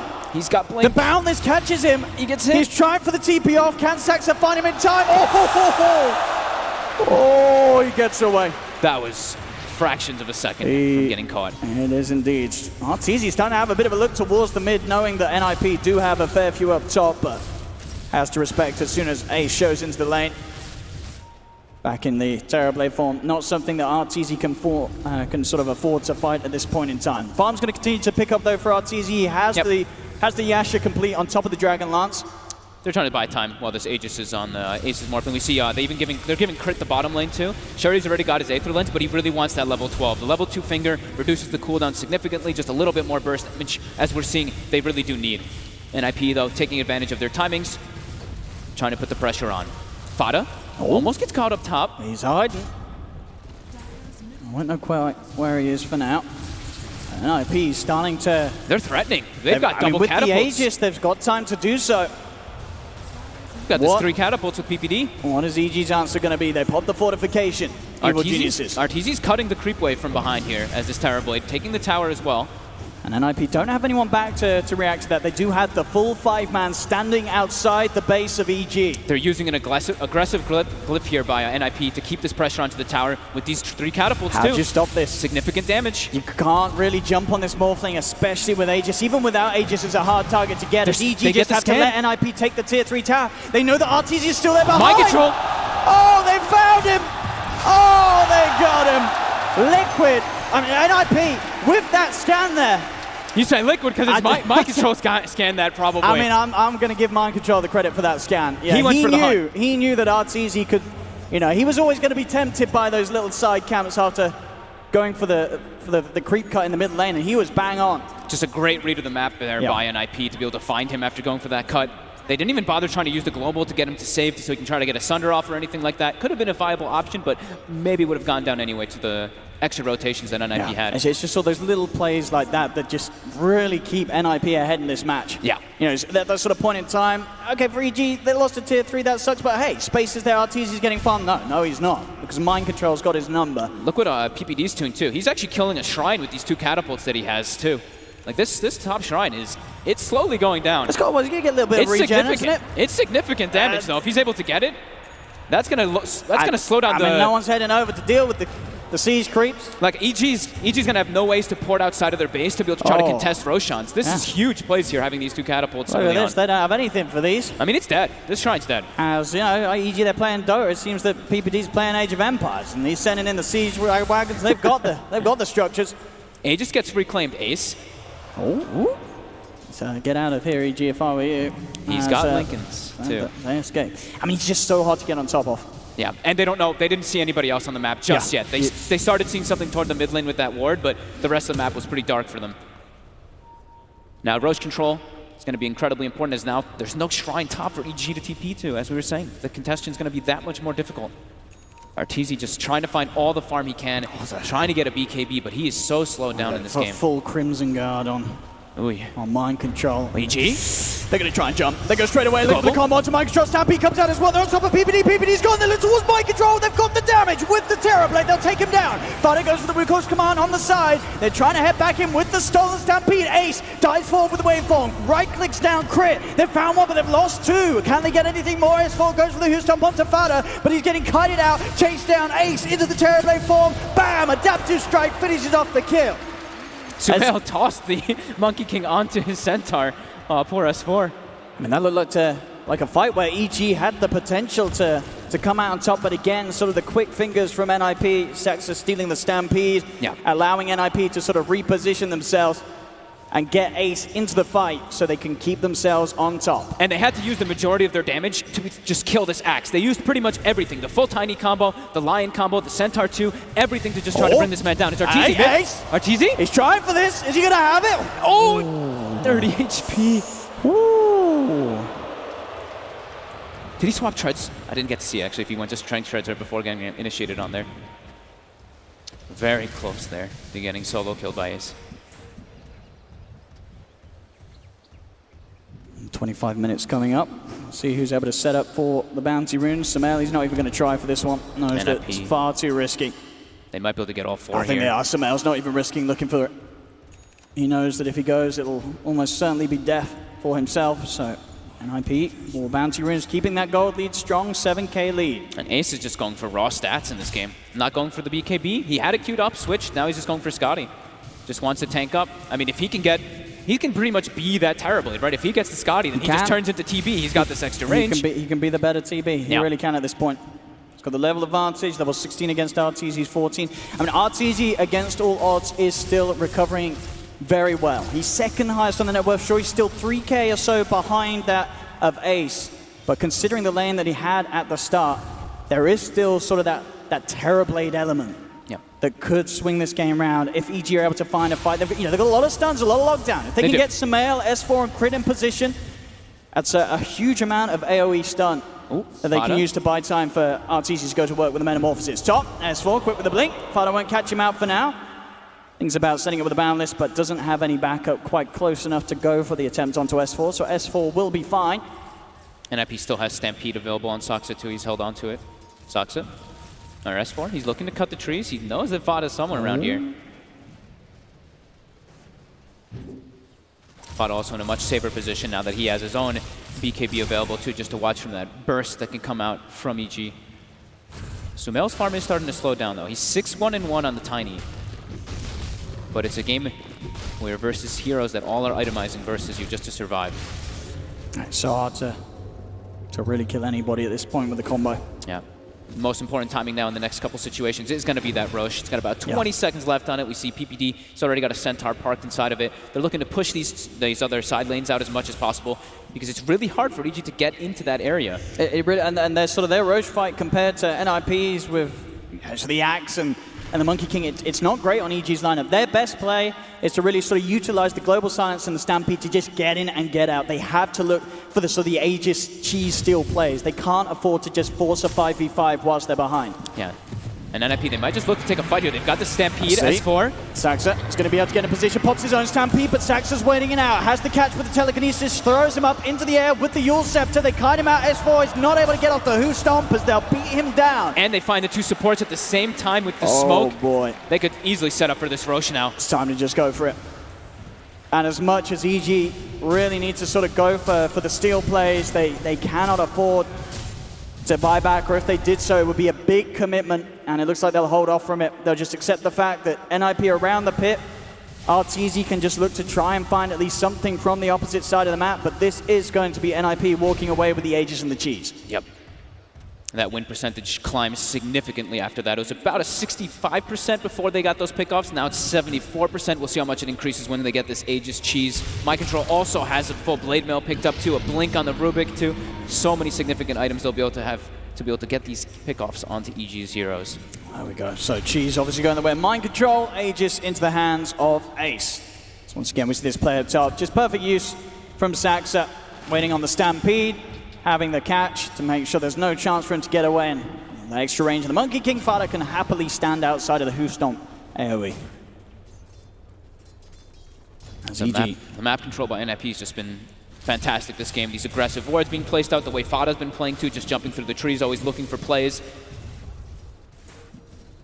And now Ace again is able to find the Terror Blade, turns into him. He's waiting for the maximum morph timer so that he can turn into TB as that morphling as well too. He's getting close to that Scotty EG. The position here. S4, he's going to try to start something off here. Sumail as well. They'll pop the global. Can they get any kills? Oh no, cheese from Mind Control brings him back up to full. EG will be able to pop the Aegis out of the hands of Ace. Saxa jumps back in with the stolen Who Stomp. Arteezy won't fall for now. He is able to retreat. They do have the Crimson Guard buff as well if he does get jumped upon. Fada looking to close the gap as the Monkey King Mind Control goes for the blind call. Won't be upon him as Arteezy now knows that with the call expended, he can go for the BKB TP out. No further magic immunity piercing stuns or control that would hold him back as EG do manage to escape. And they get that Aegis out of the Morphling. It costs them all their ultis. It costs them the Metamorphosis, the Global Silence, the Stampede, and the Finger, but they get Aegis and cheese. Yeah, it's certainly worth it for EG. Knowing that there's maybe less of a chance that NiP will go for a quick play off the back of the fact that they don't have those Fruits of Roshan.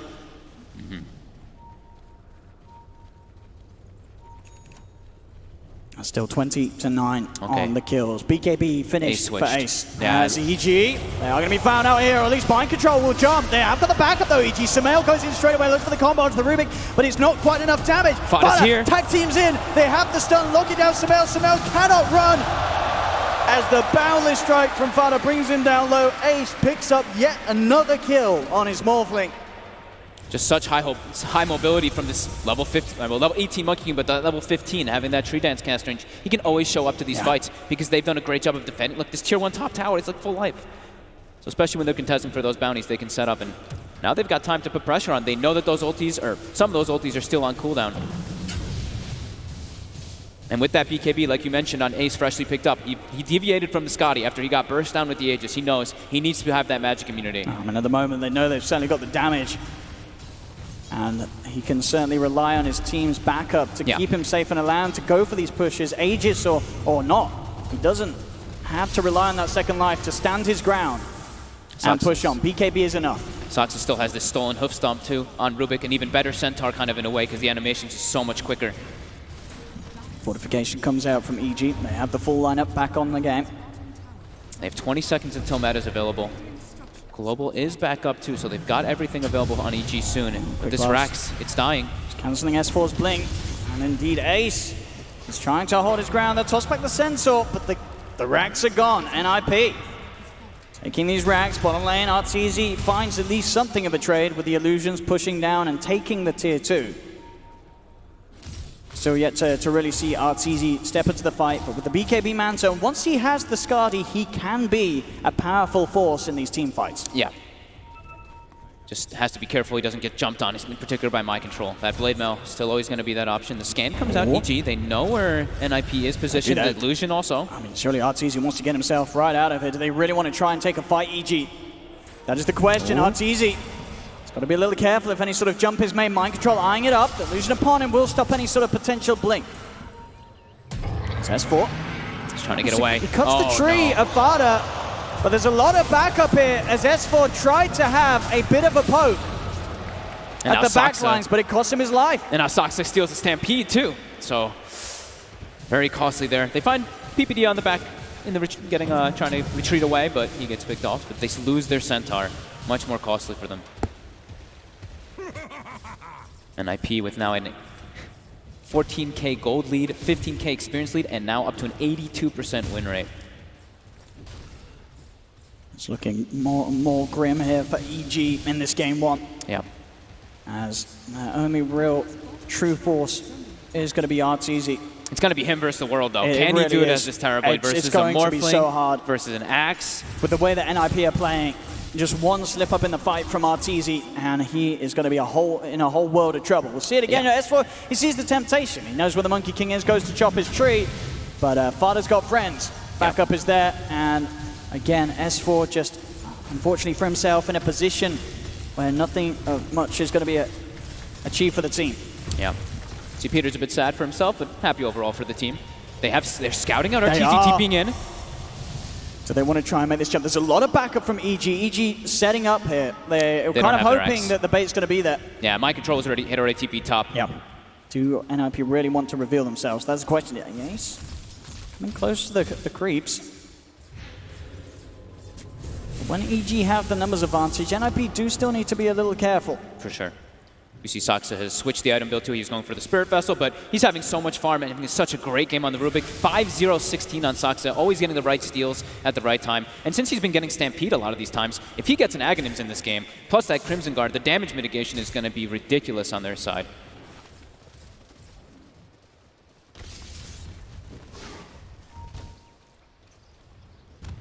That's NiP. I mean, with sort of the lead that NiP have, is there any sort of pressure, do you feel, on them to sort of step it up and look for that second set of racks as soon as possible, or can they really afford to sort of play it slow, play it super careful? Is sort of the fact that Arteezy is still in a comparable position to the Morphling and Farm not really that much of a threat at all for NiP? I think they're fine. They've got this. Yeah. They've got like this dual core. They even have this Rubik. Look how farmed. Like Saksa, he's almost same net worth as the Tiny, and they know Tiny's a hero.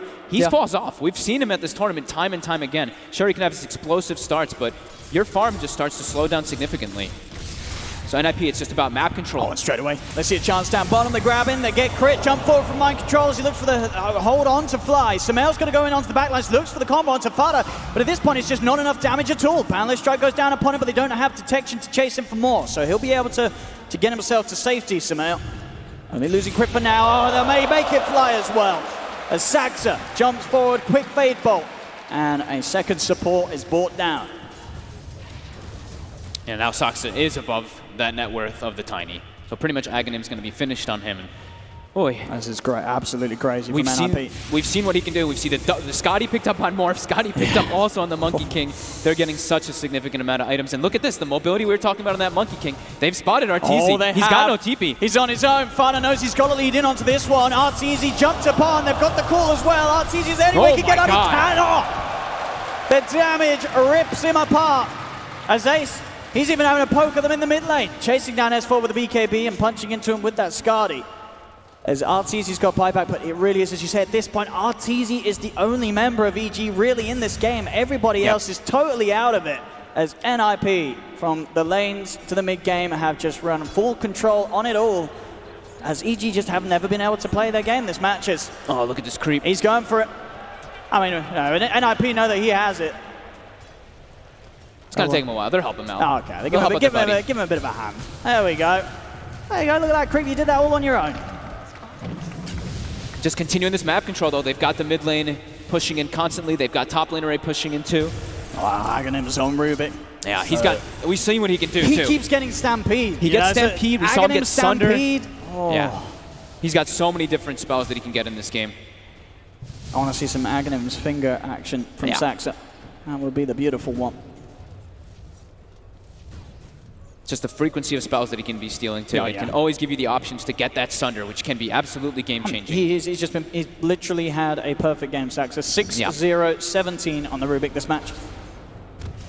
It's just been flawless. I mean, for the most part, the whole team, the whole side of NiP, they have turned up. And this match, they are just looking to be on another level. Yeah, just putting these, just constantly, they have these aggressive wards down. They're getting vision down always. They're always seeing the movements coming out, and just this mobility. Yeah. I keep seeing Fada. He's just jumping through trees. He's staying farmed as well during it.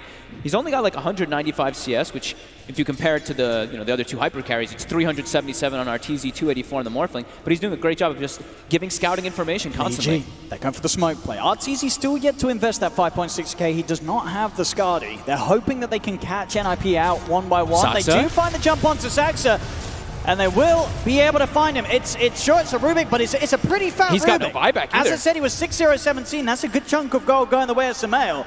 Dead for 70 seconds. Can EG break apart more of NiP? That is the question. As Crip is going to try and slide forward. Turns, gets the stun up with the BKB from Ace. He'll get punched down by the Morphling. Positioning themselves on the high ground here, trying to catch them down when they don't have their Rubik mind control. He's going to be the one walking in. This is such a risky fight for EG. Can they look for the jump? They get the control, mind control. He gets Hoonstone. Samael with the combo. They've got him. EG against all odds, finding two big pickoffs. A Courier as well. Say goodbye to your TP scrolls, fools. Oh, RTZ. Oh, some TB on TB action, just as we like it here in this meta.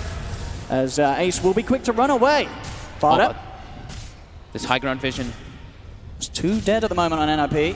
RTZ with that meta, they are going to make an attempt to roast themselves. It is the Aegis Cheese and Refresher Shard. Can EG really get away with this? Samael, Shadowblade up at the moment. He'll look for the jump onto Ace. Global Silence as well. They're trying to burst him down. Can they finish him off in time? He's been silenced. They will. They've got him. Oh my God. Evil geniuses. They're holding on. These high ground wards just doing so much work time and time again. And these heroes, they don't have buyback. They do not. Oh 70 my seconds God. without Ace. Still 25 without mind control. EG, they'll head back into the pit. They don't do it super quick. So mind control may be back in time. Samael's now joining the forces. We'll see if they can do it before anyone heads over. I mean, it looks like the 3 that are alive, NiP, they have no intention of going over to the pit. They are going to let EG just get away with this one. This is going to be a big turnaround in a game that looked very close to being over for EG. They've now got the Refresher Shard on the Centaur. He's going to have Aghanims finished up for the next fight.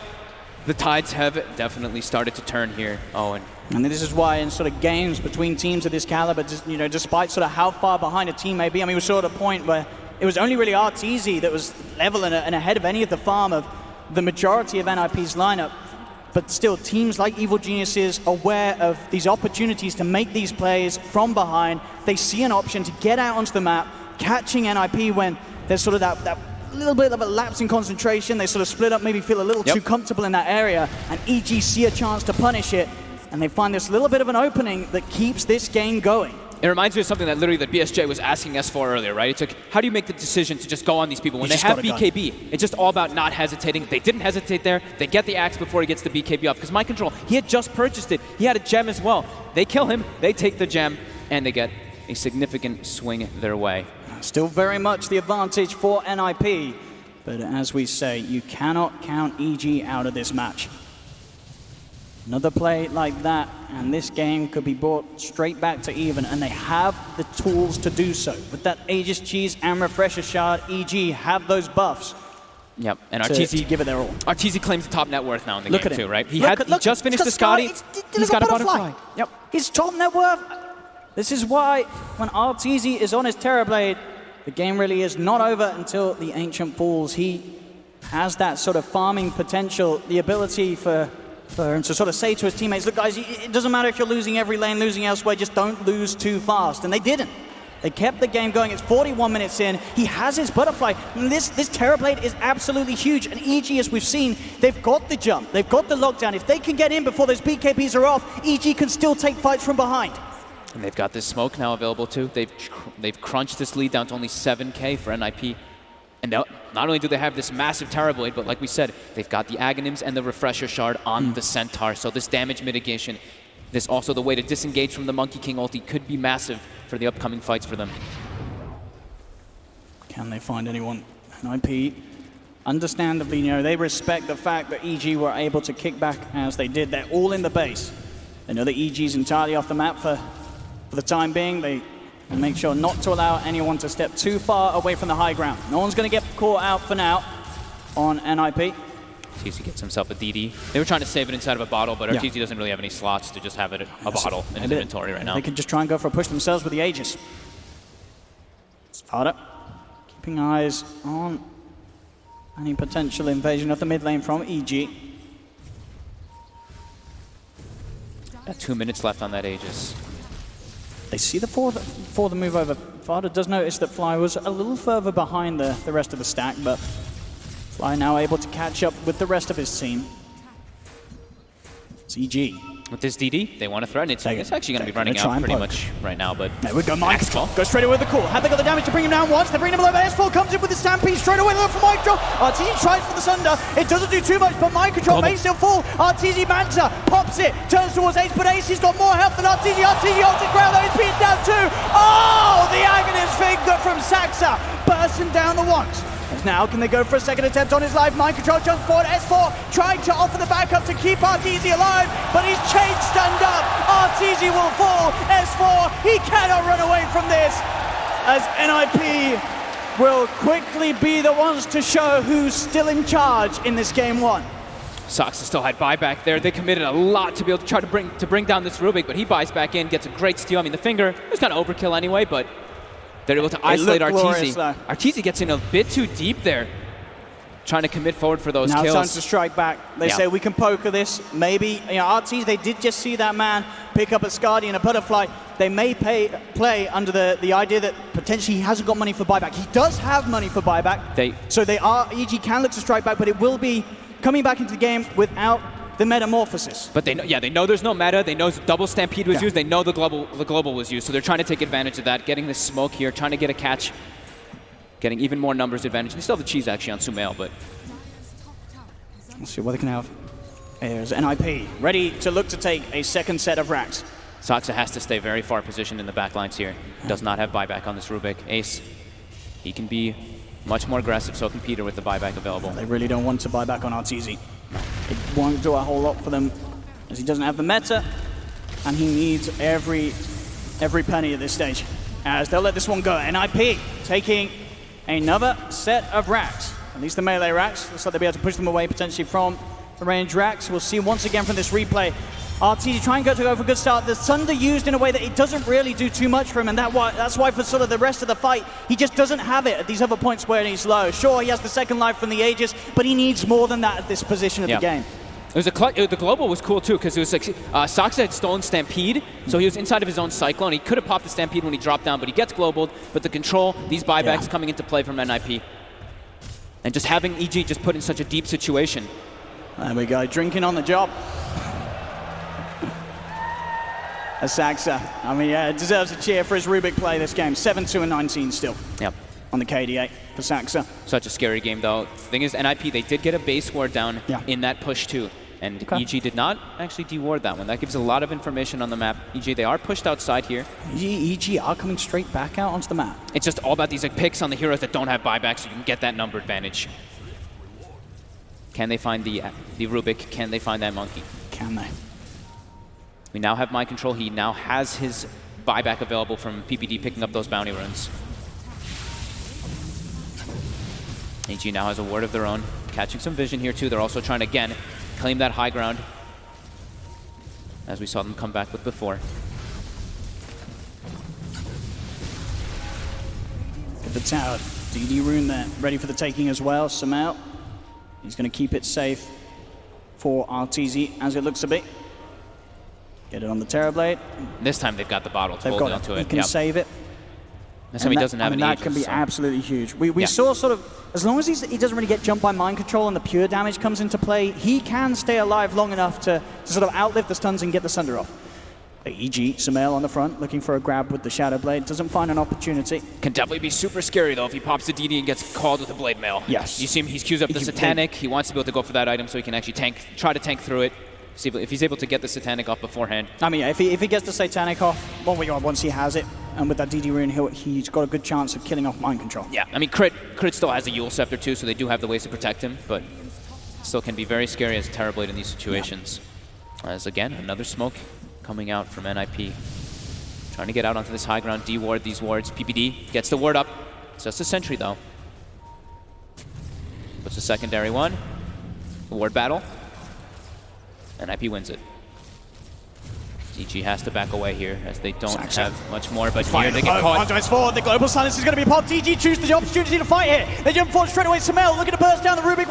Uses himself up. The Ghost Center won't save him. Earthspike finishes him off. Arteezy looks towards mind control with the meta. The Sunder takes the life from PPD. He's back up to full. Mind control. Oh, he's getting pummeled. This damage from Arteezy. It's not enough to keep him alive, though.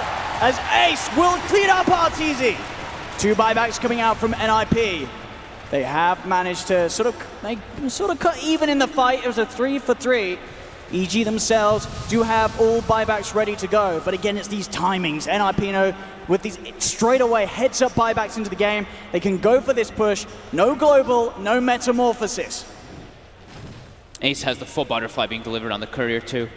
Fada has another item coming out as well. And they have to put so much attention. You see the way Sumail is playing. He's just like so focused on making sure Saksa can't actually get these spell steals, just trying to kill this Rubik time and time again. Arteezy with this DD does a significant amount of damage. He might be ready to just go straight in. Whoa, he jumps forward. Look at it go. Sumail, he's going to sort of panic. A bit of a whiff there with the Avalanche. They have to defend this Rax. It's the Megas if they lose it. Oh, it's so much damage. It's a DD morphling. Oh, this Rax don't stand a lot of chance on this bottom lane as Ace pushes in. Flies out of the game, buys back. Sumail. These forward, this for the Avalanche control, toss back, they've got the Hex. Do they have the damage? S4 has the summer mind control. He's in with the cool onto 2, but they're bursting him down. Ace will fall. They kill the morphing Sunder from Arteezy. Takes the life out of the liquid mind control. Double kill for Arteezy. Oh my God. NiP, they showed that they could fight back and look for a push after that attempt from EG in the mid lane. Now it's EG's turn once again to turn the tables as they buyback. Does cost the 3 buybacks, but it pushes NiP away from the base, and mind control dead for 90 seconds without buyback. Ace unable to get the BKB off. He committed forward for the kill on the silencer, but didn't use the BKB while doing so. Gets just look what's going to be up. Stun locked. How long until the rush? What do we got? 53 seconds. 53 seconds, okay. So not quite in time really for them to make the most of this. Fada's just cutting waves right now with this Monkey King, trying to make sure that EG can't actually get any surge of momentum from this. He knows it's a risky stage of the game without mind control's axe for a full minute. That is a lot of control.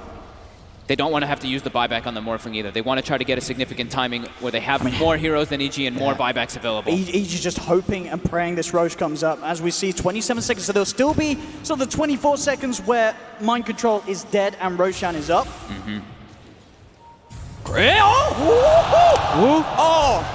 Very nice attempt there from Crit. He tries to go for the 4-star play to cut the tree, but a nicer play from Fada. Instantly sees the 4-star attempt come into play, pops that BKB, so will not get stunned today. That was sick. They even used the Stampede to try to cut the tree as well. It's just sort of plays like this. I think there's no denying both teams here playing at the top of their skill, as this, without a doubt, has been one of, if not the best game we are yet to see here on the main stage. I told you we'd get one of the best ones. It's beautiful. As they do now look to the pit, 10 seconds without the axe to worry about. There's EG. They're bringing it down quick. They've got it. There's no way that NiP can get her in time. It's going to be another Roche. They got the 3rd, they got the 4th. Goes the way of evil geniuses. Another double Stampede they have to go through. Oh, the Cheese actually. Cheese got forgotten. All right. Crit. He's going to try and look for the lead in. Saksa, then Ace are there with the backup. Global Silence comes out. Crit still alive, slides away.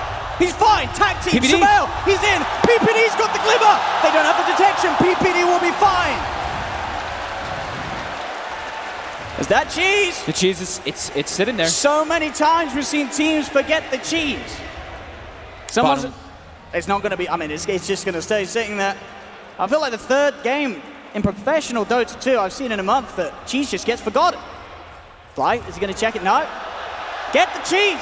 They might remember. They're probably going to look at somebody. Well, let's see it. Oh no. Oh. Hey. Oh, no, he doesn't. No, there is the cheese, sir. You want to grab the cheese? Yeah, I don't think he even saw it. He didn't even tell Crit to go back for it. Hey, they're focused on everything else. Focused, they're focused on their lanes. That's the biggest thing, because bottom lane's pushing in. They want to be able to push the momentum out because they know mid and top will push in significantly because of the Grax that NiP has. But now, all these buybacks coming back. As we've seen here, goal from kills. Most of the goal from kills being those kills they have managed to get on mind control, really helping them to get back into the game. Yeah. And gold lead, it's EG's at the moment by 1K. About a 15K step up in the amount of gold that EG's got from hitting the creeps. I mean, this is all Arteezy. This is the way that they've got back into this game. They were able to make the game, I wouldn't necessarily say stable, but stable enough that Arteezy was able to become this late game Terrorblade. I mean, that one's even, experience is almost even, and Dota Plus is still giving Radiant an advantage, probably because they have these racks set up too. Yeah. And they've got some buybacks still. They're 2 sets of racks up and they can push in exactly. EG, they've got 3 of their buybacks, while EG only has 1 on a Lion. Still 4 minutes for those 3 buybacks to come back online for EG. So this is the time to go for NiP. Soxa has a stolen Hex right now. This is one thing that could really turn the tides a lot of the time. Although they are playing into Aegis and a refresher shard, as Cheese has forgotten. He's got to be careful how far forward he steps. If Mind Control sees a chance, he will go for it. Still has Aegis, and they've got double Stampede. EG, they're smoked. They might look for a wraparound play here. Oh, coming in from the mid lane. NiP, do they expect this? Are they aware that they'll go for this big play? They're trying to bait with Arteezy and his Aegis. The scan comes out though. The awareness is there from NiP. They've scanned this. Arteezy just hits shoved to the side. Ace, he goes for the BKB. Samel tries to come in, but the BKB is already out. Arteezy looks towards fight over the Wukong command. Level 25 is down. Arteezy is beaten down. PPD. Crit will fall. Crit buys back. Arteezy turns. Sunder back up to fall. They have the damage to claim Saxa is 2 dead on NiP. Mind Control and Fada trying to hide in the trees, but Ace, he needs help. He's not going to get it. Samel is on top of him. As Evil Geniuses with the wraparound that absolutely pays off big time. It looked like NiP were to be prepared. They scanned it. But as soon as EG were close enough to start things off, Arteezy is sort of shoved into the center with his Hurricane Pipe, looks to draw the attention towards him. He realizes that NiP know that this wraparound's coming, and he says, we've got to go now. There's just no way for them to kill him during these double stampedes. Whenever they have this refresher shard, sure, Arteezy takes some damage down, Ace gets the BKB off clutch. We see Fada, he even gets a great Wukong's command here, but these double stampedes, sure, Soxa steals it himself, but it's really the power of Arteezy, where he's able to diss himself, get the Sunder off, and just so much damage mitigation. Holy crap. Taking these fights as they were once behind. The buybacks have to come out now. Saxa's got his ready. Ace does have one as well. DD Terrorblade on the high ground. The real test now for PPD and his team, as they once held quite a lead, but EG, I wouldn't really say through sort of mistakes from NiP, just through top tier plays from Evil Geniuses, have now been able to get themselves back on top in terms of money. Obviously the base situation still favorable for NiP as EG are yet to get a Rax. Arteezy gets caught. That's the Aegis gone. BKB and Wukong's command here committed by Fada. Ace will buy back. Can they kill Arteezy a second time though? He's got the BKB, Hurricane Pikes out. As he will manage to walk off. They managed to force out the buybacks from Saxa and from Ace. EG can look to reset. They know that for themselves, 1.5 minutes until their own buybacks are back and ready. And that's almost certainly going to be when they can look to play with that advantage. This game is insane. Can't believe Sumail's only died twice in this game too. He's caught up significantly in farm, actually passing Fada on the Monkey King. His damage is also very significant too at this data list. And now, Arteezy. They found him. He has just picked up the Satanic, but is he going to get a chance to pop it? He's not! Control! He's dead for 120! Oh my god! Oh, NiP, they found him on a little shopping spree. And S4's gone as well. They do get back a Democrat. It's not 120. He's got 40 seconds. 40 seconds until the buyback is there. So EG will probably still have a chance unless NiP can push incredibly quick. And look at bottom. Bottom rune. There's a DD. It's a DD. And Ace, he's going to grab it. Look at those buybacks. 25 seconds and Arteezy will have it back. On both of them. Centaur, does he has the gold as well. They'll have a chance for another fight in them, EG. There's no doubt about that, but it's not going to be an easy one. They've got a glyph available too. They do at least have the Metamorphosis ready when he's back in. No global for just over a minute. As NiP, they set up camp on the bottom lane. Wukong's command is down. They'll look toward these racks.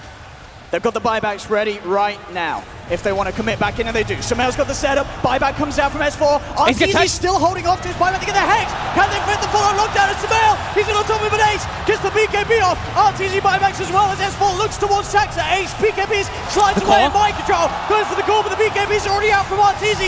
With the Metamorphosis, he has the damage. Mind control's gone. They get fire as well. They've got the control onto Saxa as who heals himself up, but he's surrounded. Saxa falls too. As EG, having those buybacks back off cooldown when they did, will keep them in this game once more. They do lose the melee racks bottom, but they haven't been mega creeped quite yet. The damage by Sumail in that fight, 6,300 by a Tiny in the late stages. Oh my god. They got the Hex on the Morphling, and it was just instant departure from NiP. They just tried to back out there. Even though Stampede was stolen again by Saxa, they just have to get out of these fights every single time. I mean, as you say, sort of these plays. The Wukong's ended too, so Fada's big teamfight potential inside of it is pretty much gone there.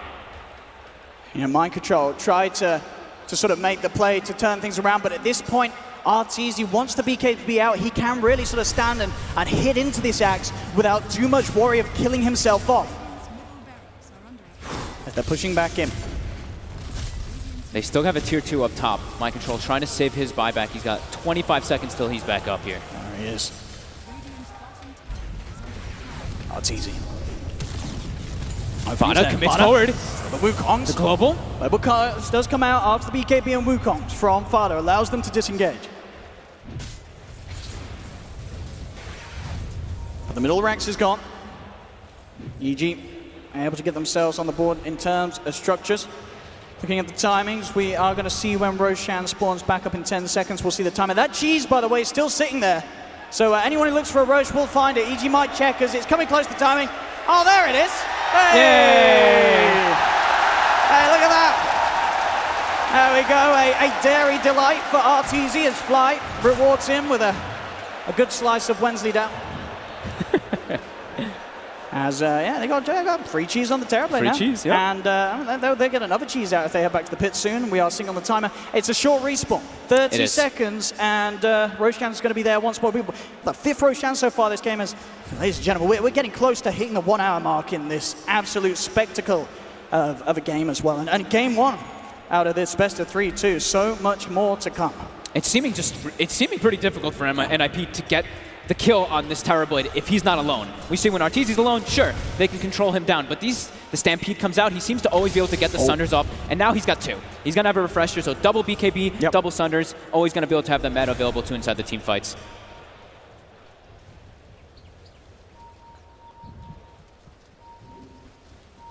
Execution has to be perfect from both sides. Roche is scouted out here now.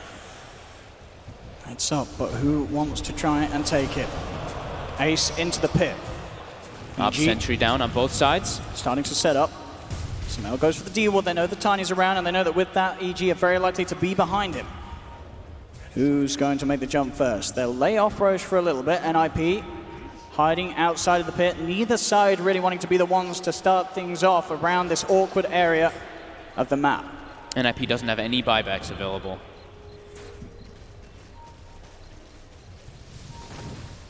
With that in mind, one more fight.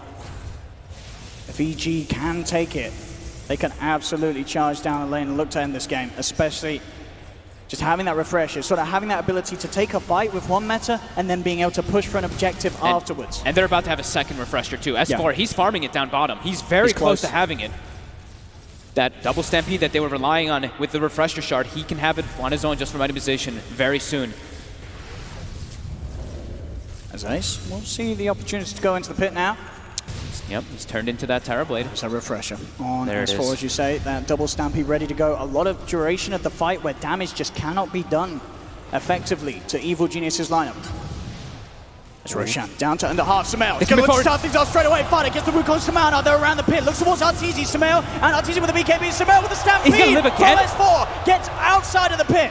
He's been past the cheese as well. Arteezy popping the refresher orb, so he's ready with the second lot of spells to go, and the BKB in search, but the Roshan's gone. Ace will take the Aegis. They'll try and head into the pit now. Arteezy committing with a BKB. He's got the damage. He's ripping apart this Monkey King, but Fada Stampede for has the cheese. Stampede. Fada's back up to full. The stolen Stampede allowing NiP to get themselves away, but EG are hot with the chase. They're looking to keep the control into mind control, but Saxa, the telekinesis, is going to get captured though. The toss forward there from Samael. Tosses S4 into the two-man Whoostop. And Fada is got the But Arteezy. He's trying to find mind control with the BKB, and the playbout takes him down.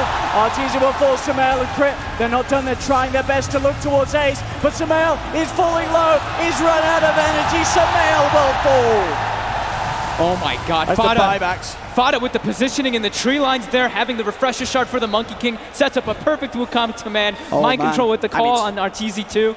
Oh When my they God. don't have sort of the Stampede at the ready, EG, they do take so much damage from being in the center of the Wukong. But S4 Oh. trying to sort of play with them, keep them away from potentially pushing. Samael? The combo, Samael, he's in. They'll look to Ace, but Ace gets BKB off for the damage from Samael. It's enough! No, it's not! Ace will live! Oh, he slipped! it's not enough. It's not enough from Crit. Ace still alive. Mind control tags team straight back in. Jumps forward with the call on to Crit. As Crit and Fly look to be in trouble. BKB comes out from Mind Control. He's not going to mess around. Oh my God. Sets up for them to beat down the Lion. As Crit has buyback, but now Samael and Arteezy down without buyback. NiP is still without two, but they're without their two supports. Whereas EG, they're without their two cores. And the bottom racks, the creeps, they're taking it. That's gonna be Megas. Oh, it is. They pop the glyph. Oh. NiP, do they wish to poke? Even if it is just with the three of them, they do still have the strength at the moment. The counter glyph. They'll keep them aggroed off the racks, though. They do. That range, Rax will survive now. Fada, Oh, is he big going to switch go? back. They hit it. The Megas played by They creeps. turn back towards it. They knew what objective they need to go for. And the creeps got it. That's Mega Creeps now out for NiP. 28 seconds until Arteezy's back, still a full minute without Samael. They're looking to try to push forward here. They seem to know that those buybacks are not available. As here we go. Wukong's command laid down. They need to do as much as they can within this 20 seconds window without Arteezy in the game. There's no fortification as NiP, they'll take the tier 4s, they're onto the base. Can EG really keep them off with just the three of them? I don't know if they can. There'll be 5 seconds before the turn, but S4 jumps in, Global as well. Crit goes for the combo, lockdown. Can they kill this man in time with the Haste? They might just be able to go. Ace kept alive, he'll survive, but Arteezy back in the game. He's in with the respawn, the BKB's out, turns towards Fada. They've got the Scotty slow, Fada's been silenced. They've killed the Monkey King. He's dead for 2 minutes, and with the silence the curse, they could look to slow down more. NiP, they're starting to retreat. They just have to reset. They have to be a little bit careful here. They lost Fada, but they did manage to bring down S4 and Crit again. Arteezy will stand alive in the game. But Saxa, he wants to maybe finish things off as his own little mini metamorphosized Terrorblade. Oh my God. So many Terrorblades in this game. They really It's are. getting crazy, it's getting out of control. This game's just been absolutely insane with the I amount know. of time Sox has stolen Stampede and just Oh. been able to disengage and re-engage onto these fights. It's absolutely I ridiculous. love this pickup as well from Mind Control. He's got the refresher up. Oh. So he could go for that double lockdown with the call. Extra duration on the blade mail, BKB. It does a lot. They found a DD rune as well here at NiP. But they are still without the Monkey King, without Fada, for a full minute. But they've got the momentum. They've got those Mega Creeps pushing in. And look at this once again. Again, EG getting so close to having the game taken away from them. PPD throws out the, I think the Test of Faith heal, plus I believe a Hand of God to just tick Ace yeah. up just a little bit further to survive. It was so, even the Glimmer Cave, everything coming to play. The extra magic resistance from it all, from PPD, just allows Ace to And survive. look how low Ace gets it. Look at the Glimmer. It's Saves him, just and then enough to get him out. The stolen And then the Stampede heal. again from Saxa, that Aghanim's benefit. But also that play from S4, sure he dies, but just jumping in as it were with that Who Stomp, slowing down them that little bit. Samael? You see the frustration from Mind Control back in the game. Oh, Samael, he's been called. call? Mind Control, he's got them, he's got them all. The Thunder? though. Arteezy, can he really survive this? He's healing up with the Satanic. Ace trying to punch back, Fly, turning the water, but Arteezy gets stunned, he's dead. Oh, it's surely all over now for EG. holy crap, what a As game! The Ancient is exposed. GG is called. And ladies and gentlemen, your victors of Game 1 will be NiP. Holy shit. What a game. What a game. What a game. Everybody's performance was Absolutely. insane. This is a game you can look at and say that everyone really played to their full potential. The start for EG, it was slow. It absolutely but they was. came back into it. Arteezy knew exactly what he had to do. EG were able to hold on long enough to buy Arteezy time to get to this point where they could fight as a team, but NiP. I just cannot believe how many times Saksa It's stole I mean, Stampede in this Rubik, game. This Rubik. I can't even count how many times it was. It was like, in that Roche fight engagement, they were able to Stampede and run up the high ground, reset the fight to a point where Fada's able to get that refresher. I mean, Just yeah. every little play coming into play. That was insane. Just the team play from NiP. Saxa's Rubik. I mean, this draft as well from Ninjas in Pajamas seemed to be absolutely on the point. This wasn't any of that sort of Drow and Ranger rubbish. This was bang on 10 out of 10 drafting from Peter Pan Dam. And EG, they gave it their all. Like, you cannot discredit the way that EG played in this match against all the odds, the way that they held on and managed to draw it out to 66 minutes. It looked incredibly close to being a game where they might have the chance to close it up themselves. And we even saw the reactions of the players at points, even Mind Control getting frustrated. This game must have been so taxing on every player involved, but NiP able to close it down. I need a number stat somehow where we can see just damage mitigation from Stampede from both sides. Yeah. That was insane. Absolutely insane. What a way, ladies and gentlemen, to start this best of 3. Ninjas in Pajamas taking game 1. It's only just the beginning, as we'll pass you back to the panel. Whew, that is the game that we woke up for this morning, that we woke up for a week ago at the start of the KL Major. That is the game that I'm just going to dream about as well. That was the game of Dota we wanted, right? I mean, who cares who's right, who's wrong? That was Dota. If that doesn't make you love Dota, like, I don't know what will. Those games, we're all up here getting out of our seats watching. I'm like, I don't know what the hell's going to happen. The players don't know what the hell's going to happen. You said it yourself. That was like a pub towards the end. No, that's how they end up, right? Like, it's these games that go past 50 minutes, and when they start to become a game of buybacks, like that's when it gets real exciting. You see them forgetting cheeses in the Roche pit, like people, like it's just the nerves are insane. You're like Monkey King old thing, the like opposite direction, like they're like asking for forgiveness from each other. Like it's crazy. Yeah, it's this game was really back and forth a lot. Like in the beginning, it looked really good for NiP, but so they got the first Roche and they had like a really good lead, but then they kind of just lost that, and then we just saw what it became. You know, back and forth. It all came down to the buybacks, and that was quite the game. It was indeed quite the game. I mean, we're going to analyze this. We're going to start at the very beginning because towards the end it did get a little crazy. But in the laning stage, NiP was doing great. They were very far ahead, actually, not according to the win probability, but they looked solidly in control of this game, Brian. Yeah, the strategy they went into this game with was lane domination against a team like EG. I expressed my doubts going into the draft, like that they would be able to do exactly that with their lineup, even though they drafted for it. But NiP proved me wrong. They looked really nice, like really good, really solid. And like up until the later stage of the game where the game became chaotic, they basically played it to perfection. Yeah, I think I haven't been liking Shen that much, but like PPD, I think he played it as well as you can play a Shen. Like usually how Sumail wins these lanes is like, and you could see how he moved too. Like he gets all these runes, and I think PPD has switched up a bit how he wants to draft. Like he wants to play these lane dominators, so he's gonna play Fury and Shen, so he can like move a bit more on the map. So like he basically made Fata have an okay laning stage. Like the matchup is pretty favorable for Monkey, but with the runes, like it can go real bad. And he like made sure that matchup was good. He made sure the Morphling was farming, and then like Saksa and Mind Control were like playing. They were playing it perfect. Like how they played their offlane, like that was really nice to see. Yeah, we saw in the mid lane as well, or even Sumail solo killed him. Yeah. So that was not what you wanted to get the region rune afterwards, but yeah, the game was really even, and well, here we see Sox guy. This guy just plays out of his mind, or he just comes back and swaps lives again, and Arteezy's like, oops, I'm gonna die, boys, and I'm down. Yep. That's verbatim what he said there. This game, like you just see the expressions on the player's face. Like these are the beautiful games in Dota. I mean, I don't get excited too often anymore, and that game had me out of my seat. Yeah. And we can see there's like a couple of these moments where like Arteezy, he shows up on a bounty rune and gets ganked. Like that's a huge one. We saw that one too, where he swaps HP with, I mean, like he gets the same HP back, you know. And then like Fata had like 2 Monkey King, like or 3, like he used them too early, and there was one he like threw to the neutrals, I believe. Yeah, there was that one. There was also one at the bottom when they're going for Megas. He threw it super early. I don't know why he did that. And also the last push at the we're going for Throne. He also threw it really early. So I mean, you can feel he was a little bit uncomfortable with the hero, I think. Watching people mess up is just so much fun in Dota because it creates just so much havoc. Like everyone's trying to figure out how the mess up happened and like what's going to happen next in the fight. And once the game gets that later on, even the best players will mess up, and that's what the beauty of the game of Dota. What made the difference in the end? What caused NiP to win over EG here in this game one? Like the deciding factor. Is there anything you can ever prepare for in a game like this? No.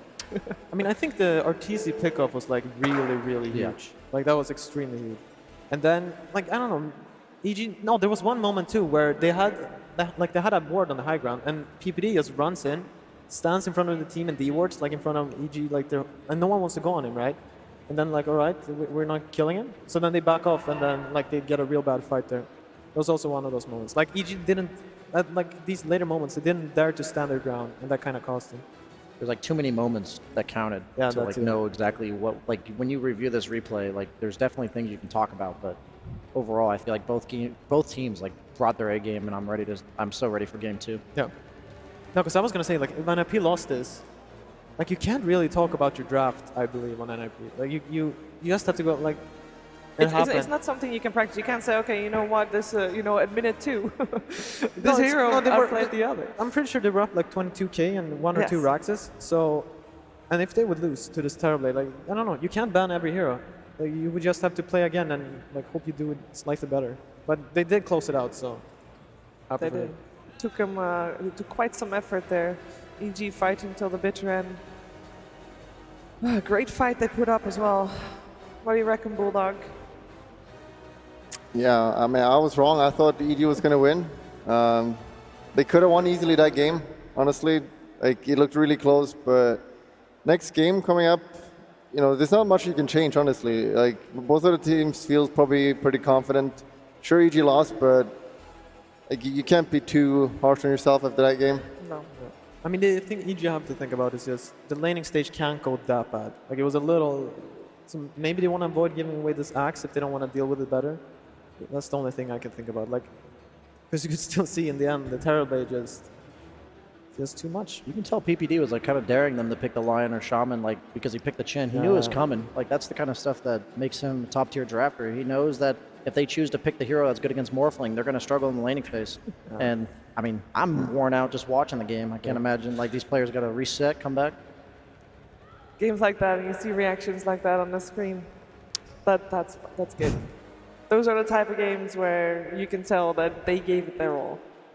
For sure. It's also the type of game that are very difficult to come back from. I would imagine if you're EG, I mean, that's a game that was in your grasp. We were so close. I mean, it's the same as when you go to the ultra late game like that, and like it gets hard to make calls, like you're going to make mistakes. It can be the same about when what do you have, like 10 minutes to discuss this now, and like are you going to bring up a fight like that took place 1 hour into the game where someone missed a spell? Like that's what can happen, and then you talk about that and it's kind of useless. Yeah. Like you have to was there something wrong with the draft? Like did we do something wrong there? You kind of have to start over. And yeah, I feel like just like you mentioned, it's the laning stage needs to go a bit better. And EG coming into this, I think they felt confident. Even though they lost the last series, they probably felt like, we're the better team, we're going to win this. But now, NiP just beat them like in a fair game, no cheese or anything. They just beat them straight up, just playing better. So that's a little bit worrisome.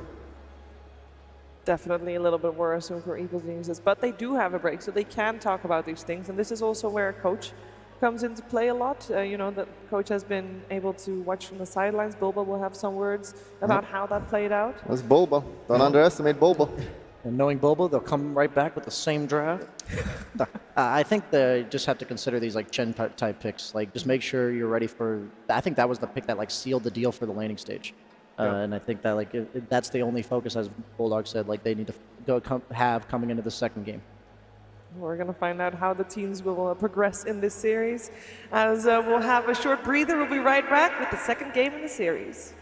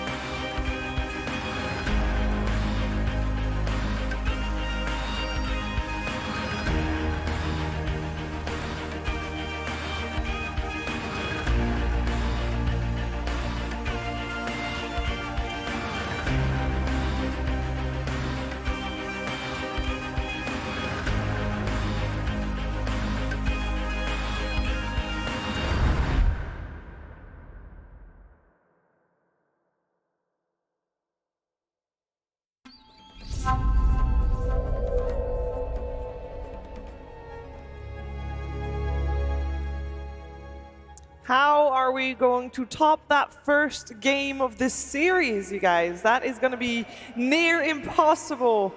Ninjas in Pajamas are one game up against Evil Geniuses here at the Kuala Lumpur Major, and game 2 is right around the corner, and we can only hope, we can only dream that there will be another game like that first one. It was so close. I'm sure that the players actually wouldn't mind playing a game like that again, although for Evil Geniuses, I hope that they want to have a different ending to that one. I feel like if you're playing there, you just kind of want to, roll with the wave and just stomp them, honestly. You don't want to play that long game. No? Like, it's very intensive. For Surely fun, it's fun to play. It's fun to play, but you play fun in pubs. In these kind of games, you just want to win it. So. Okay. Yes. To add to that, yes. In a game like that, or resetting, you talked about it, Pi, that after a game like that, you just want to start fresh, start clean. Is there anything you take away from that first series, you think? I don't know. I think they thought a bit about if they want a first pick again or second pick. They selected first pick, so they're going to go with this. I don't know if the balance are going to change much. Because right now I think the teams are, at least EG, they're thinking about Axe and Centaur. And they know if both are in the pool, they can first pick a carry. But still get the other one. Then you can go maybe we'll ban both of them. And we can make it a bit weird. Or we trick them. We only leave one. And we kind of know they'll first pick then the Axe or the Centaur. Then you take the carry and you come up with some new stunner, like a Rasta or something. So we it's could see all that. in on the draft. You don't think about late game, what happened, it's all draft. Axe has already been banned. That's a change from EG's strategy. They banned Morphling and Axe, two heroes that NiP first rounded last game, so they clearly don't want to lose to the same thing again. Yep, real quick. I mean, they're kind of setting up the same thing here with the Terrorblade first pick, I believe. The Axe is gone, though. Yeah, so, it makes sense. How My Control's been playing the Axe, you just ban it, right? Yeah, we see here, both Centaur and Axe ban, right? That does mean that compared to previous game, the Keeper of the Light, the Phoenix, the Weaver, and the Enigma are still in the pool. And Arc Warden and Terrorblade are both left, so EG will get one of them. Yes, it might be, if you're first picking Arc Warden, I'm not sure. What are you following up with? That's what I would be... The fact that Centaur is banned means that probably they're going to ban Arc Warden as well. I feel like Centaur is probably one of the best heroes against Arc Warden. I'm expecting a ban here. So they're definitely setting up for the PL when they... Actually, no. That's good against both the Arc Warden and the Terrorblade, so I wasn't sure. He's chilling. So Melody's chilling. He's like, nothing happened last game.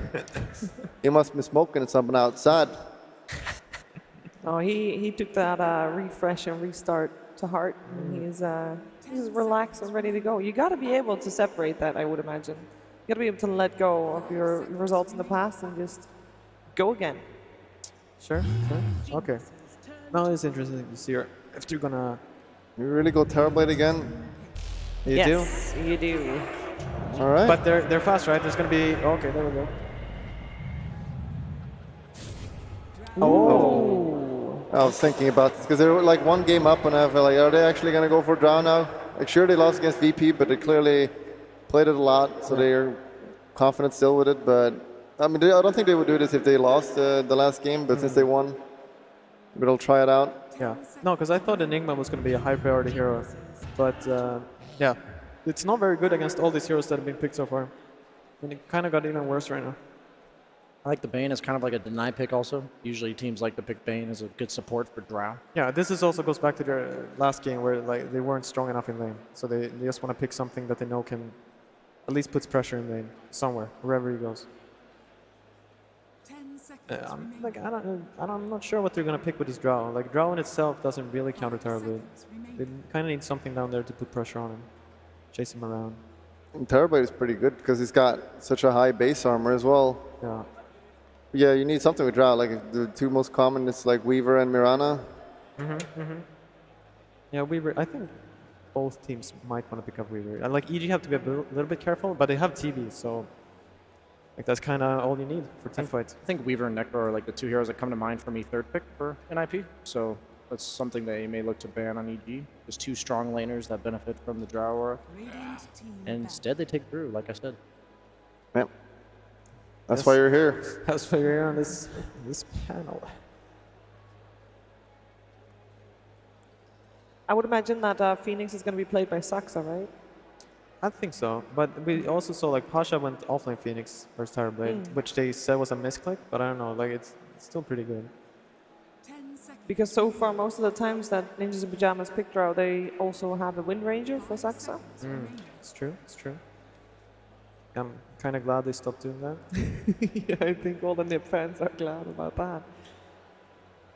They still need to get a stun though, that's for sure. Like you're always kind of baited when you pick this Drow, like you're thinking about Invoker, you're thinking about Storm. And like the problem is, like if you're already talking about those heroes, you can't really pick them right away. Feels like a little bit of a waste of putting Ace on the Drow, honestly. Like seeing how he played Morphling last game, how you put him on a Drow that just hits creeps, is a little bit wasted. Just give it to PPD. Yeah, we've seen that work out. The fans are doing the trash talking for PPD. Yeah, easy. Get it during and after the series if they win. Can't wait for the tweet. Well, what's the tank you pick up for NiP now? Because usually it is the Brewer Axe or Centaur. Like you need something in the front line. They could steal Enigma.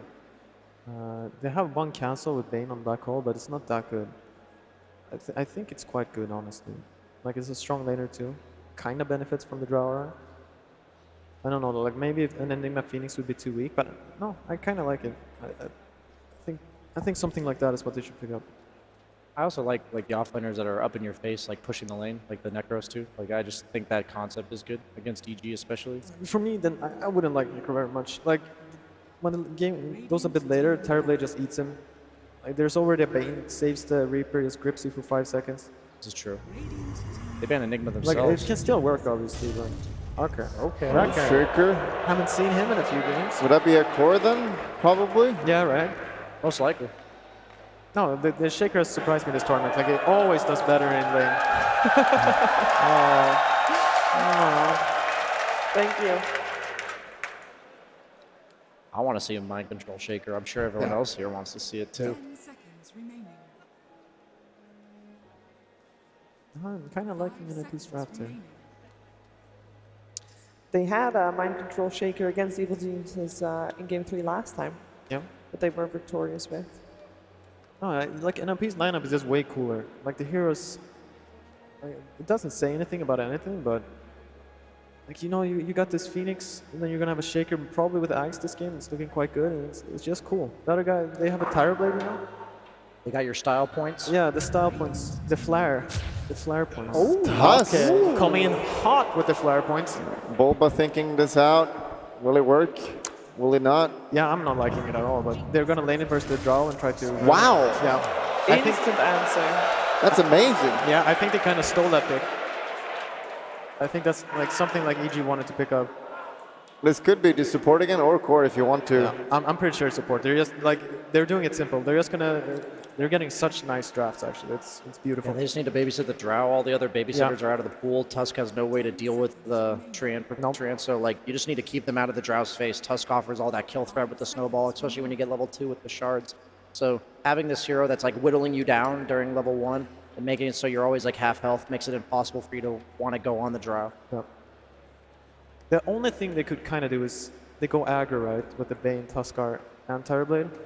It's like they like nullified Nature's Prophet's game completely. Like I think that's what they have to do now. Like, But they what have to solo switch safe it up. lane are you looking for? Like something like Underlord? Something EG likes to Yeah, play? yeah, they have to do something like that.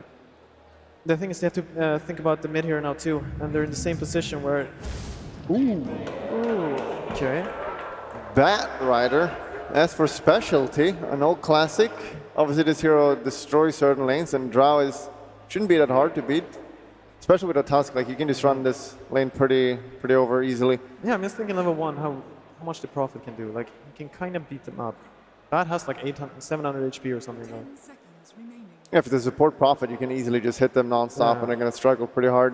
But there's going to be a time though, like level 3, 4, when the, like, I don't think the Drow can Yeah, stick it lane I'm sure anymore. that... No! Too soon, too soon. I remember. To All right, last picks coming out for the teams. What are we looking for? Which boxes aren't ticked yet? I mean, I think it's hard for EG to last pick their hero. Because most games they hard commit to these dual lanes. And then like the mid guy, he has to play alone, right? And if you're picking a bottom or whatever, like you're gonna get a tough lane. That's You just need how some it more is. team fight. I don't need Jeff Hill. Yeah. Something tanky as well. NiP need they need something to go with Drow, I think. Like I hate when you pick a lineup where no one really benefits from the aura that much. The thing is, I don't think NiP at this moment. I don't think they will care. They'll just pick something that is good in lane. Like that's how they've been thinking. Like all their Drow lineups, they ran like double melee core with that before. I don't mind seeing like a Mirana or something. It's pretty good. Can just jump over the Tusk and get away from Bat pretty easily. Is there any cheese left possible that is a good one? Huskar, I think, is Huskar's potential. still good? Depending on like if what EG picks for mid lane. Just because if it dumps on the lane, it doesn't really matter if it's not so great. Yeah, they banned the Oh, Huskar. they're tiny again, right? No problem. Okay. Just take the Mirana. I mean, sure. DK almost, maybe Weaver too. You could consider like a mid Weaver or a side lane Weaver mid Drow. I think Drow probably lanes okay against Mirana. That's true. That's Dodge true. the Bat Rider lane. That could be kind of cool, actually. I don't know, though. Like, if Sumail Potom versus anyone's Drow mid. I'm pretty I sure think Drow they'll is like go. one of the worst mid heroes. Like he's so weak. I feel like Yeah, he Sumail won't- would just destroy him. Yeah, he wouldn't contest this thing. Any over. gang from Tuscany is insta dead as well. I mean, like right now, Father, they're talking about TA, and then like, oh, there's a Bat in the game. Like late game versus Terrorblade is not that good. There's also like they can do their own Tiny.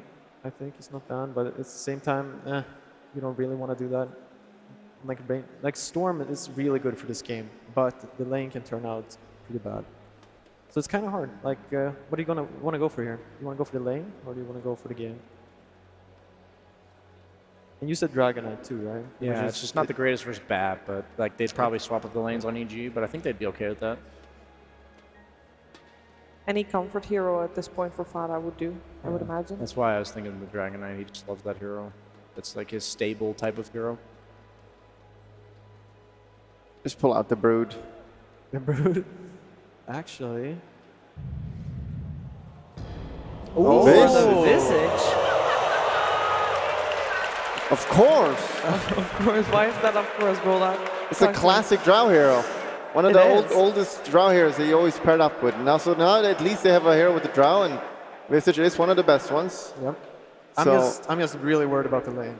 Like, yeah, I guess this is one of Visage's better matchups. Doesn't say Yeah. much though. Yeah, Visage is like one of the weakest laner until it's 6. But Mirana probably shouldn't be the hardest hero. Yeah, I'm just wondering. I think to me it comes down to this Tuskar or Batrider. Like, what can they do? Like, how much? Yeah, they pressure need to will have a good apply? lane for sure. You could put Bat mid as well if you want to. Yeah. But yeah, they need to do a lot with Bat, Rider, and Tusk and kind of snowball. So I'm not feeling it. I'm not feeling Bulba. Sorry, Bulba. I feel like NiP is gonna run away with this. I'm never gonna vote against PPD Prophet ever again. Oh, damn. All right, first prediction in For- NiP side. For me, I feel EG's lane, it comes down a lot to the mid and the off lane. But I think like the Terrorblade will have a way better game this game. Like, it won't be as hard. So I think EG will take this. Terrorblade and Bottom will be too huge. I feel like a lot of the weight comes on Sumail this game. Like if he's able to just steamroll the mid lane, I think like if Visage gets off to a decent start, it's like pretty straightforward game for NiP. Like they have very little D push on the side of EG other than just killing you with the lasso. So, oh man, I'm gonna bang on the fact that NiP gets out of the laning stage like they have against EG. So I'll go for NiP too. But if Sumail just snowballs the mid lane, then it's gonna be rough. All right, I won. And I just don't want to agree with Pi. Fair enough, fair enough. I am really curious to know if our commentary team has recovered from that first game, because the players seem okay. Well, how about you guys? Odie. No, pretty ready for this one. I'm excited to see if Peter took any notes from Bulldog's advice after the earlier Nature's Prophet series. Yep. As we are going to get some PPD Prophet once again, of course. I'm wondering what lanes we get. I wonder if this Bat Rider is going to go mid, if they put the Mirana bottom to pressure the Drow. I don't know. Could be interesting, right? We get some S4 Bat mid again. Will it be the same type of game as previous games, the question? I think we could see NiP try and play a little bit faster this time I think so in an too. attempt to run down the Arteezy Terrorblade, make sure that Arteezy doesn't get a chance to come back into the game as he did in game 1. All right, well, let's find out what's going to happen. Enjoy game 2. Thank you very much, Shivers. Ladies and gentlemen, make some noise. It's game 2 of Evil Geniuses versus Ninjas in Pajamas. Ninjas in Pajamas, as we've obviously seen, taking the first game of this series. And as I say, Fog, this is them just saying, we can play it a lot faster. We got so close to being able to run over the Arteezy Terrorblade. This time, we've got a lineup that's going to make sure that if we do get ahead, we're going to be able to start taking the base. It's a Drow, Visage, Nature's Prophet. It's a lot of push, a lot of fight. And it's a lot of team fight is the big thing for It me. is, absolutely. Just having this Shaker and the Phoenix, it does so much in terms of just making fights, getting those mid-game kills that sort of allow you to transcend into these early attempts at high ground pushes. Yeah, EG, they've got a lot of pick-off potential, right? They've got this Bane Mirana combo, they've got the Bat Rider Mirana, they've got this Tusk Bat lane too, so they can look to put the pressure on, at least in this type of way. But when it comes down to team fights, if NiP is already like kind of cruising, if they're not crushed inside of these lanes, which they shouldn't really be. It really depends a lot on how much on crit can do with his movements in the game. That's why we see he's even picked up an Orb of Venom on the Tusk, meaning that he's going to be moving between that mid and that bottom lane quite a lot. I think NiP, if they get that ball rolling, that team fight is really, really scary. We could see the same similar item build on the Nature's Prophet. They go that Dominator on the Visage, and they could just look to take all those towers down. And the team fight for EG, it's definitely quite lackluster this game. Well, we are going to see sort of a bit of a setup around S4, starting to have a poke at both PPD and Saxa as he pushes them away from this bottom rune spot. Look how much regen Saxa bought this game. 8 tangos and a salve on the Phoenix. We'll see top as well. Arteezy, he's trying to push mind control away from the bounty runes. He is going to look to try and take mind controls from the other side, and that will allow EG to start the game with 3 bounty runes. Yep. This comes out from Crit. But so you're sort of talking about the Tusk. As a Tusk, is sort of playing against a Drow strat a fun situation at the start, or is this one of sort of a Tusk's nightmares? Does this make the game super hard for Crit? No, you can just, I mean, once you get level 2, you've got the snowball gap close constantly, and with the Bat Rider, when you've got your level 2s on both these heroes, it's kill time. That being said, though, Nature's Prophet is one of those heroes that can really turn the tides of a laning phase. One of the, if not like the strongest laner. Just these treants are so formidable to be able to deal with. We'll see how much they're able to do, though. I think a lot of eyes on Crit this game to see what he can do inside of these early rotations. And I'm curious to see this mid matchup, how Sumail is going to be able to do. And so let's see if he gets all the last hits. Oh, he gets 2 with that Star Storm. We'll see. We'll see if this top lane goes a little bit better for EG this time around. As Arteezy has the Terrorblade once again. He's going to have the backup of Fly's Bane this time rather than the Silencer, but not a super fun lane to play against, especially if the Shaker and Phoenix get ahead in levels. It's going to be a lot of magical being thrown down onto Arteezy in terms of constant harass. Yeah, see my control use the Mango to get that range creep secured. Any type of last hits possible. Bane is one of the better ones at securing lanes too, just like that Nature's Prophet. Saxa. Remember, this is just the level 1, just with the spirits, of course, but the spirits being enough to just slow down the attack speed, making sure that either Fly or even Arteezy with a meta can get any amount of damage onto him. The Brain Sap comes through, but Saxa more than fine to walk himself away as Arteezy's metamorphosis does come to an end. Sumail's already having a really good start in that mid lane, 7-5 versus the 5-2 of Fada. And this bottom lane, they got this like double creep wave going under their tower on the side of EG, so now Crit as well as S4, they've hit that level 2. So Ace has to be careful with his positioning. Might just want to rush the boots in this scenario. I see he has the stick queued up and then the treads, but has to be very careful of his positioning. Just can get dove under the tower here. But PPD will come back. Bring his Wraith Band, I believe, too. So just getting some extra stats. Trying to gain anything possible in that laning phase, as we see up here mid. Sumail really taking over already. 13 for 7 against the 6 for 2. Always going to be sort of a tough start for the Visage. I mean, Fana does have a bit of an extra punch from the Jara aura, but it's not a lot. It's always just +2. Yeah, it's really always just about that level 6. Yeah. You get that, and then you can dominate. They actually throw the scan immediately. They see Fly leaves the top lane, and it's a good call that they do that, because it is an Invis Bane. Fada has to be slightly careful here how far he steps up. But yeah, Sumail's really dominating this. This means that RTZ's left alone, though, up top, and he's already almost out of regen. Only has 1 salve remaining as they continue throwing all this pressure out onto him. NiP's got the creep wave nicely underneath their tower, so Mind Control able to pick up a very large amount of experience with the wave shifted as it is. That is very nice. Gonna get that level 3, so you have that aftershock available. So if they're going to get a bit of an attempt here, Sumail trying to get in a position for the follow-up arrow. It does have to be a close one. Actually, right-clicking before the arrow connected, so taking the Nightmare off onto himself. He'll jump forward, looking for this attempt. He'll expend another leap. He really wants to find his Fada. Trying with the Jukes. Fada will finally fall. The Brain Sap from Fly finishes him off. And Sumail, he's out of leaps. He's going to look to deny himself to the Ancient, but PPD strikes him down. As you've got to be careful. We do see, I feel like a lot of Maranas making that accidental play where they throw out the arrow at the Nightmare target, but go for an attack before the arrow actually hits, therefore nightmaring themselves and slowing down the attempt at a kill. Which allows them to get the trade, NiP. And that's pretty significant whenever you're giving your Nature's Prophet. Like, even if it's PPD, who doesn't really get much farm ever on his heroes, just getting him a little bit of a boost is really helpful. That's easy. He's going to have the backup once again from Fly up top.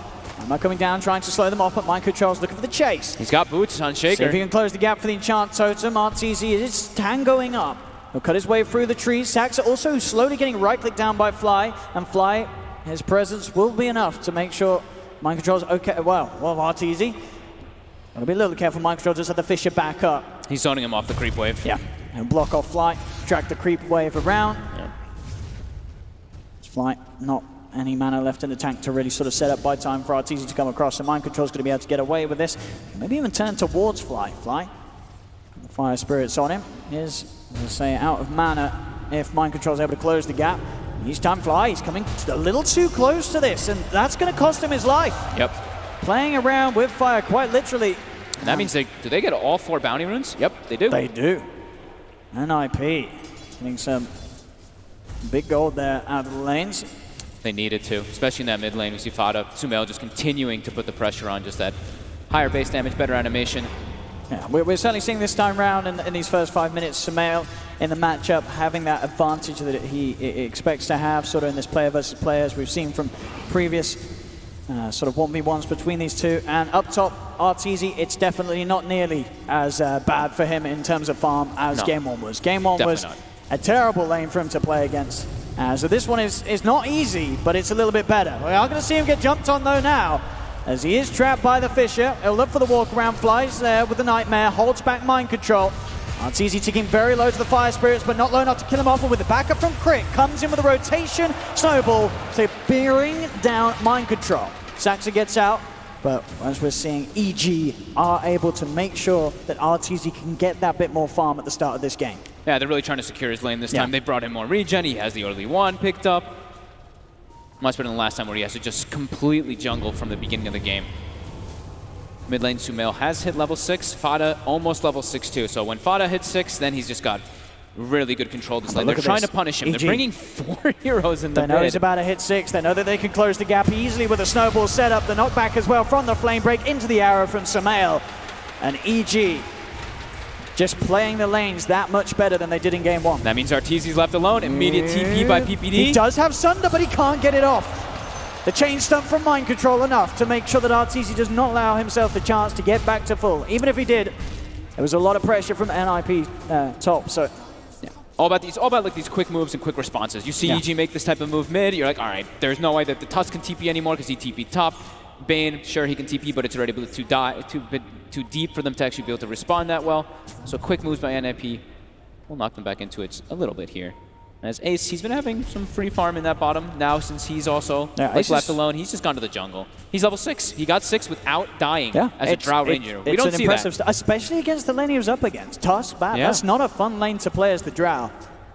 But having that Nature's Prophet, right? That's what we were talking about. That's the X factor that can really come into play in these, when there's those pressure lanes coming out. Well, to try and get the Nightmare onto Saxa. And that cast animation a little too long, so Saxa is able to dive away. We are seeing Crit head over too. I know Saxa has already used the dive fly, actually coming in straight away with the setter behind the tower.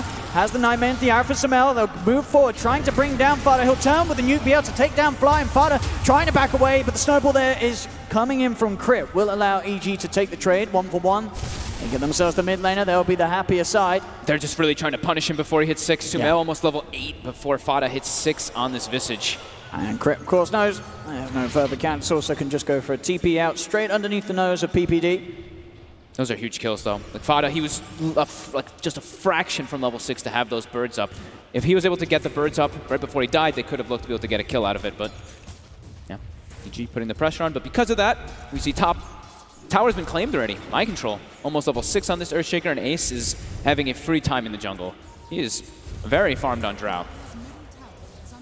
Fly, hunting for a Nightmare. See if they've got the follow-up. I mean, RTZ stepping across. He's only got a few seconds left for the meta. Yeah. So not really a kill that those two can attempt to make a go for. Mid lane, S4, teeping in under the guise of the Moonlight Shadow. He has got Lasso. No, he's not got it skilled as of yet. He's holding on to the point now. He'll put the point into it. Skills the point in Lasso, so he has the control to drag PPD back. They do get the two-man gust, though. Ace moving in, and in fact, with a right click for this drag, bringing Sumail incredibly low, will be able to leap out. Damage over time there from the Fire Spirits will not bring him down as Sumail survives. EG just reacting as a team, making sure that they do not lose their cause to these aggressive moves from NiP. I think because he used Lasso, he might just go bots on the Batrider. Yeah, as soon as I click on him, he queues them up. Yeah. I think this is something that we've seen a lot of the times from the bats lately. It's like if you get Blink, you become this you're just about finding your Blink Lassos. If you get the bots, you're able to farm, you're able to put pressure on the lanes as well, and able to, of course, be able to TP around the map and help people out. So I do like that option this time for S4, since you just use Lasso anyway. PPD tries to go for the trap on Arteezy, but Arteezy more than prepared. Tangos and a Quelling Blade. It's going to be a very early level 6 on PPD as well. Saxa also going to be get 6 at a good timing too. So although EG's made these heavy rotations, we do see NiP, they're still off to a pretty good start. Ace is significantly farmed, as well as Mind Control. This is a very good stuff to draw top lane. Mind Control. Mind Control getting trapped up. Same time down bottom, a bit of an attempt to chase down S4. We see up top Mind Control popping the Echo Slam, going for the retreat, but Sumail and Crit will be quick to chase him down. The backup's there though, Ace. But the Frost Arrows will stop Crit and Sumail chasing for more. Mind Control grabs himself the double damage rune. Sumail wants to finish off this kill, but he's already used all of the leaps. Mind Control turns with a Fissure, holds back Sumail. S4 trying to close the gap. The vision is there for the snowball to come in. A gust will be attempted to push them back. Maybe Ace can get the kill and return onto Crit. Oh, Stick charges though. Crit's back up to full, and now Ace, he's in trouble. He's falling low. He's got back up this time from Fada and PPD. The stone drops come out for the familiars. They get S4. That's Mind Control down. So does S4 go? The two offlaners to fall. That's nice rotations though, because at the same time we see on both sides, EG they have Fly farming in the mid lane, Arteezy farming the Ancient Triangle, and Saxa getting that level 6. Arrow connects. Sumail finding himself a catch. PPD will go for the Sprout. Goes for the TP. Have they got any way to cut through it? They do not. They do not indeed. He gets out of there. Now Fada tries for an aggressive play onto Fly. The body blocks from the Treants. Not enough to hold Fly in place. That Sprout, such clutch timing to dodge the Starstorm. He even takes the Tome for himself, because they've given him Saxa the bottom lane. Now we've got PPD level 6. Well, he's level 7 actually, so he's got Wrath of Nature. He's actually getting some items too. PPD, look at this. Getting quite a lot of farm here. Fada has been slowed down a significant amount. Doesn't quite have that Dominator just yet, but Ace is just jungling, having a great time. Level 9, Dragonlance already finished. He's going for Shadowblade. This can be a pretty cool pickup because he can actually look to set up ganks with his team with this. Oh yeah, you get sort of a surprise silence onto the TB, and suddenly Arteezy no Sunder. Mid lane, PPD, playing aggressive. could get punished as Sumail Fly tried to chase him down. The familiars are here though. They get the slow on to Fly. S4 trying to chase down from the side. Looks for the flame break. Knockback will get it. He'll continue to move on to PPD. The shards as well. Coming in. They've got the vision. They're on top of him. As Firefly comes into play from S4, he burns down PPD. Perfect knockback. As it really is, you know, the speed that Ace is playing, the farm that he has, the damage he's giving out. You know, already at this point of the game, 12 minutes in, he's giving out 43 extra damage to all the other ranged heroes on the map on his team. And whenever he uses that aura, that's where we see Fada's big power point. Yeah. Whenever that Visage is there with the familiars and aura, just adds that much damage into the fights. And their team fight, it's very significant on NiP. Mind Control, he is level 7, but they're invised up around him. They're on top of him. He doesn't know this. They've got a lasso. They've got a lot of lockdown and catch between these two. TPs are coming through to the walls. The top lane. Mind Control does have an Echo Slam to buy time for the rest of the team, but the shards and Snow will come through. They lose Mind Control. Can Ace find kills in return? He's got a lot of punch. Crit keeping himself close to reduce the damage from the aura, but it's not going to be enough to keep Crit alive, as Ace will find a trade. Down bottom, Saxa able to pick off Fly 2 with the help of PPD. I like how Ace is playing this. Like, he's jungling, but he's also showing up a lot of these times because he knows Arteezy's not showing up. Arteezy's just going to the jungle. He's going to be focusing a lot on his own farm. So if he plays this way, then that means they're playing like this 5 versus 4 whenever EG's trying to make these moves. Man, these kills keeping Ace ahead. There's about a 1,500 difference. These early towers too, giving the advantage towards NiP with the speed that they play. Decent stack of Ancients here, as S4 will be the one to look to start to bring them down. 1k gold towards having the blink over the Boots of Travel, and with the Ancient stack taken. He got the Dream stack. He did a fair few of those purple Ancients. Yeah, 2 of them, 2 sets of them at least. But the big thing is, look at the tower advantage right now for NiP. It's like the kills, 7 to 8, but these tier 1s. Tier 1 top's taken, tier 1 bottom's taken, tier 1 mid, very, very low. That's obviously, you know, the way PPD, he poured it in so aggressively to try to set up those trains earlier. That's what they're focused on. Just take these objectives so they can solidify enough to be able to take that Roche before Arteezy is actually ready to take a fight. Because, like we mentioned, NiP, their team fight, extremely significant. If they get a medallion early on, which looks like I thought PPD was going to get, but it looks like he switched just going for the treads because Fada's going to get it. But either way, they'll have a medallion relatively early. They get these tier 1s, they can go for that fight around the Roche pit, and they have so much team fight with that Egg, with that Earthshaker, with that Visage, in comparison to what EG's got. And once Ace has the Shadow Blade complete, which he is getting very close to, they have sort of that vision set up. They'll wait for Ace to go in. Once the blink's there on Mind Control, they can get the quick follow-up, keep the Drow safe. And early game silences, that's sort of the gust, could absolutely mean the difference in a successful fight. As obviously at this stage of the game, EG, they're lined up with no ways to remove that silence. Yeah, and look at this, Fada, he's kind of baiting. They have a rotation coming up from NiP. From these familiars, and Fada, once that precision aura's out, and they're looking for so more. much. They will get the dive onto Crit, but he's out of range. Okay. Of the vision as mid lane Fly. He tried for the Fiend's Grip, but Mind Control's going to be there with a kickback as Flyer will fall. Fada picks up another kill with the nuke. Yes. EG will be dissuaded from poking around for more. NiP is still keeping this slight advantage. Just a 2k one. It's a much closer start to this game, as EG nowhere near as behind as they were at this point in game 1. They're keeping it close, but definite signs of NiP really being able to find that momentum. He's TP'd into this one. Lots of slows coming through. The damage from the familiars. You have to be so careful when TPing straight into a Drow strat, as they will simply A-click you down. They might just be able to go for the Roche too. They don't have the medallion on Fada here, but like we said, Ace has been having this free time. He's so strong. He's so high level. They take it, so even without the medallion, they're going to take it very quickly. EG, can they get them out of the pit? The shards will be thrown out. They don't have meta. Trying to push them away. They don't have meta, and they don't have their strongest hero right now. I don't know if they can do this. Can they really try and push NiP out of the pit? I mean, NiP are playing with respect here, backing away. Maybe seeing if they can just find a kill before things kick off, as Crit and Fly show themselves back towards the middle. Mind Control also has this Invis rune, so maybe they can look to set it up. I do think they can still secure this rush when they have everything. They've got the damage for sure. They do seem careful. Yeah, they do seem scared though. As in fact, Saxa keeping away from the Roche attempt. He's going to look to just try and keep this tier 1 tower alive. We'll go for the dive forward on Arteezy, committing with the Supernova. Can he do this on his own? Arteezy will be out of range though of the Supernova stun, and that will mean that Saxa will not be able to find it alone. Wraparound comes from Maestro. He's still got a little bit of time left on that Invis rune. He was seeing if he could find himself maybe on top of Arteezy. Oh, he might actually do it. I mean, the Invis rune's worn off, but he might not. Oh, it goes for the Echo first. Uh-oh. That's going to mean that Arteezy has got the chance to play with the Sunder, get himself back up to full. At the same time, though, Ace finds crit. The crit comes out from EG. They do kill off Saxa. It's mind control a little off the mark there with the Echo. NiP, the rest of them still looking towards Roshan, but S4's outside of the pit. He has a lasso to play with. They're getting split up a bit here. Mind control with a very, very big mistake there coming into play. They're going for that Echo Slam, so the instant cast rather than the slower Fisher. The But gusto. wasn't in range. The silence, hang on. Arteezy. Oh my goodness, whoa. People not respecting sort of the damage and the silence of Ace. You've got to be careful when on the front, as Ace will just absolutely just open up onto you. And between him and Fada's Visage, it doesn't matter how much armor you have or how unbalanced you are as a Terrorblade, you're still going to die. And now they're back into the pit. And NiP, they're going to get the roast, they're going to get the Aegis. They've got it, no problems. Bit of a game of mistakes coming into play these last few moments. Mind control making one, then Arteezy just stepping up a bit too far into this enormous Drow Ranger. I'll say it again here. They just walked up. Maybe too confident under the cover of the Moonlight Shadow, but Sentry's down. Yeah, sentries are there. And even if it isn't, they sort of have the damage to kill him before he's even invis at all. And he knows. That was a costly mistake.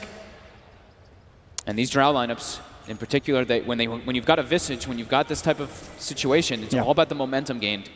And they absolutely do have that. Level 13 Drow, level 13 on the Visage too. So much damage going to be coming into play from these two. And they also now have the Blink on Mind Control too. So he's got the backup to protect. They've got the Egg too, so that team fight is secured. I think unlikely we are going to see any more Echo Slams miss this game. Yeah.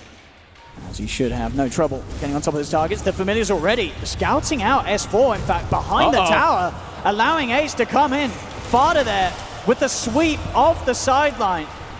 So he knows that S4 is going to look for that play, and S4, he cannot do so with the Visage in the game. And look at bottom. Ace is already setting up. Oh, Ace. Oh, he's got a gust. Oh, I mean, they are playing this beautifully. Oh He didn't even need any help. PPD, he'll turn up for the kill with the Nature's Wrath.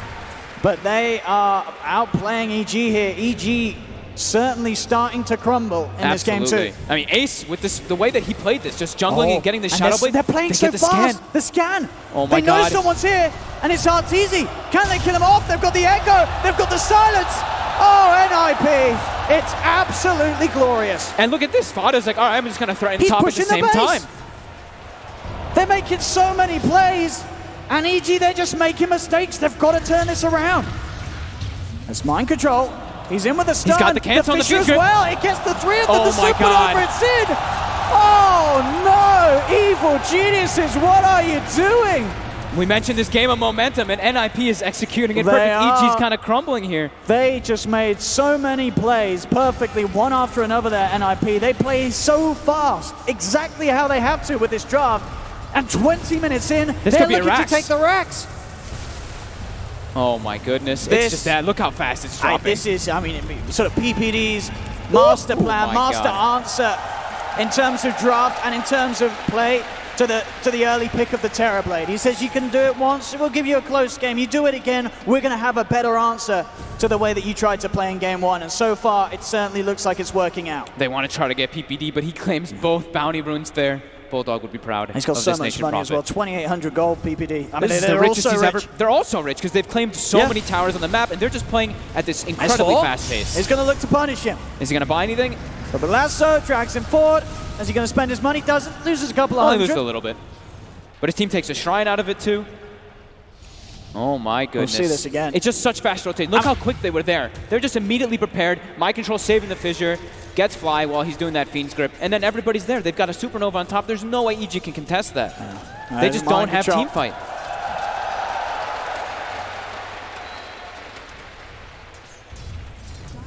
Getting dangerous here where we see EG. They're already starting to try to cut creep waves. We see the aggressive glyph again. And it's, oh my, It's 94%. absolutely understandable. It's already an Aghanims on a Visage. I like this as well. I think PPD, he was playing the long con in that VP series earlier. You know, he's like, yeah, we picked Drow and Wind Ranger, and it looks bad. And then suddenly EG's in it. They're like, oh, he doesn't pick anything good with the Drow. And then he just slips in a Visage. And then it's like, oh my goodness, this hero's pretty damn good with Drow. And NiP are just taking over the game with it. Oh, PPD? He does go for a walk. He's been found, and they'll kill him off again. Arteezy's killed him off a couple of times. Oh, that TP's been cancelled. Arteezy. Do they have reveal? They only have that one sentry on the high I don't ground. think they do. Oh. He just walks away from it all. Not showing up with detection. No. Saksa being more greedy. He almost has a full Shiva's guard finished on the Phoenix, so. Yeah, they are relying at the moment for PPD, the only one carrying detection. So when he's dead, Moonlight Shadow is going to be an incredibly powerful skill. It's really critical how S4, he's been punished so much in this game. Time and time again, he showed up, tried to bots in the front lines and just getting picked off over and over again from NiP, just having the positioning advantage and just using this momentum perfectly. Just keep on threatening over and over again. And they've got 13 seconds left on this Aegis, but I say an Aegis that absolutely did its damage.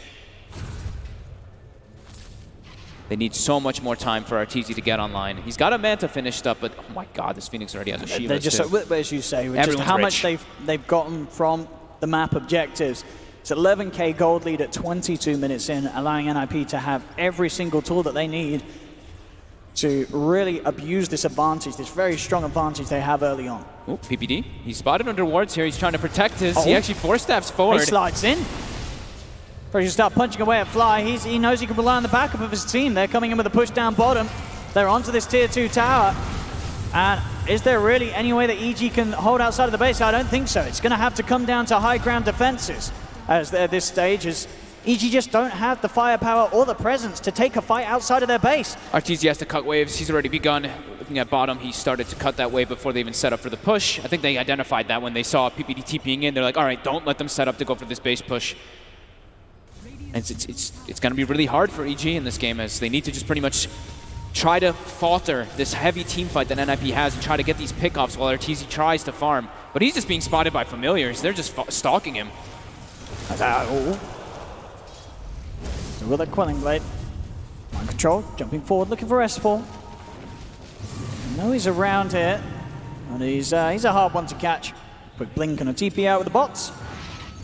As S4 will be back to safety. The name of the game is just stall, because you cannot take fights. You cannot take head-on fights as EG versus NiP with this draft. It's just not possible yet. We saw them do it in game 1, but this game 2, it's just infinitely harder. Yeah. With these two lineups you have to take into account. They have you look at EG and they have a pick-off lineup in comparison to a heavy push and team fight lineup. So it's just really about splitting them up and try to find these pickoffs. But the momentum is already coming in so heavily because that early Rax, it's always going to be pushed in up top. And NiP, they're not splitting up. They're staying together. They're looking for these fights constantly. Yeah, they know how strong they are at 5. As soon as they get the lockdown onto any of EG's lineup, they'll get that kill. Yeah, and Bounty Rune's coming up. They want to try to find a fight here, Arteezy. Always on the front. Familiar starting to scout. They look for an opportunity. They see the Bane. They'll take the Fly Bane first. Moonlight Shadow comes through. Arteezy has to retreat. Moonlight Shadow's out, but they lose both of their supports, EG. Crit and Fly dead for 70. Sumail will also be fine. Saksa immediately TP's top just to claim these bounties. We see S4 doing the same thing. But NiP, they're keeping this momentum going, and they still have their ultis available. Mind control, team back. He's got the slam available if he wants to play around with Arteezy. Arteezy trying to lead himself away. Control's there as Shaker holds down Arteezy. Saxa's coming in for the side. Arteezy does get the Sunder off, but the Echo, the lockdown, the Sunray, it's all too much for this Terrorblade as Arteezy falls bottom lane. They're just collapsing in onto the racks. They go for the Fiend's Grip, holding down one. They've got the control. Getting knocked back into the base. Arteezy's come back with the defense. They have killed off Ace. But Fada, with his familiars stunning up the Terrorblade, isn't enough. It's not. Fada cannot get away with being that deep. EG will push back NiP and show some signs of life here in this game. They'll keep their racks alive. Cost them some buybacks, of course, from Arteezy and from Fly, but they identify, right? It's the Earthshaker's out of the fight, the Phoenix is out of the fight. That's the two big ultis, and that's what we were talking about. The name of the game for EG is try to split the map up, make NiP try to solve these issues when there is the split push going on, and then try to take advantage of it. So they get a little bit coming to space for themselves, but it still is heavy in favor of NiP. That's got to be a little careful. Nature's Wrath is available, and they do have the vision of him, obviously, with the Familiar. He's tanky. Looks like they'll go for no play like that. He's still got more than enough health and stick charges. But a little bit of breathing room for EG, but we look at that Dota Plus, and it's still got that 97% right now. Only a little bit of a hiccup there, as the next big goal for NiP really is going to be trying to take fights around that Roshan pit. Certainly not impossible, but very largely improbable that EG can turn this one around. They at least have Arteezy with the most important build right now. He's got the Manta and he's got the BKB, so he can actually turn up to fights and be a significant factor. But if they're fighting into an Aegis Cheese and all this team fight, it can definitely still be just as difficult. How long do they have until those birds? Do they even have any birds right now? They don't right now, or just 0. So 40 seconds while Fada does not have that. So continue to farm for EG, but they have to just be careful. That Roche is the most important thing in this next few moments of the game. That Roche, if NiP gets it, that's going to be their stairway just to try to close this game out before EG can try to buy any more time for Arteezy.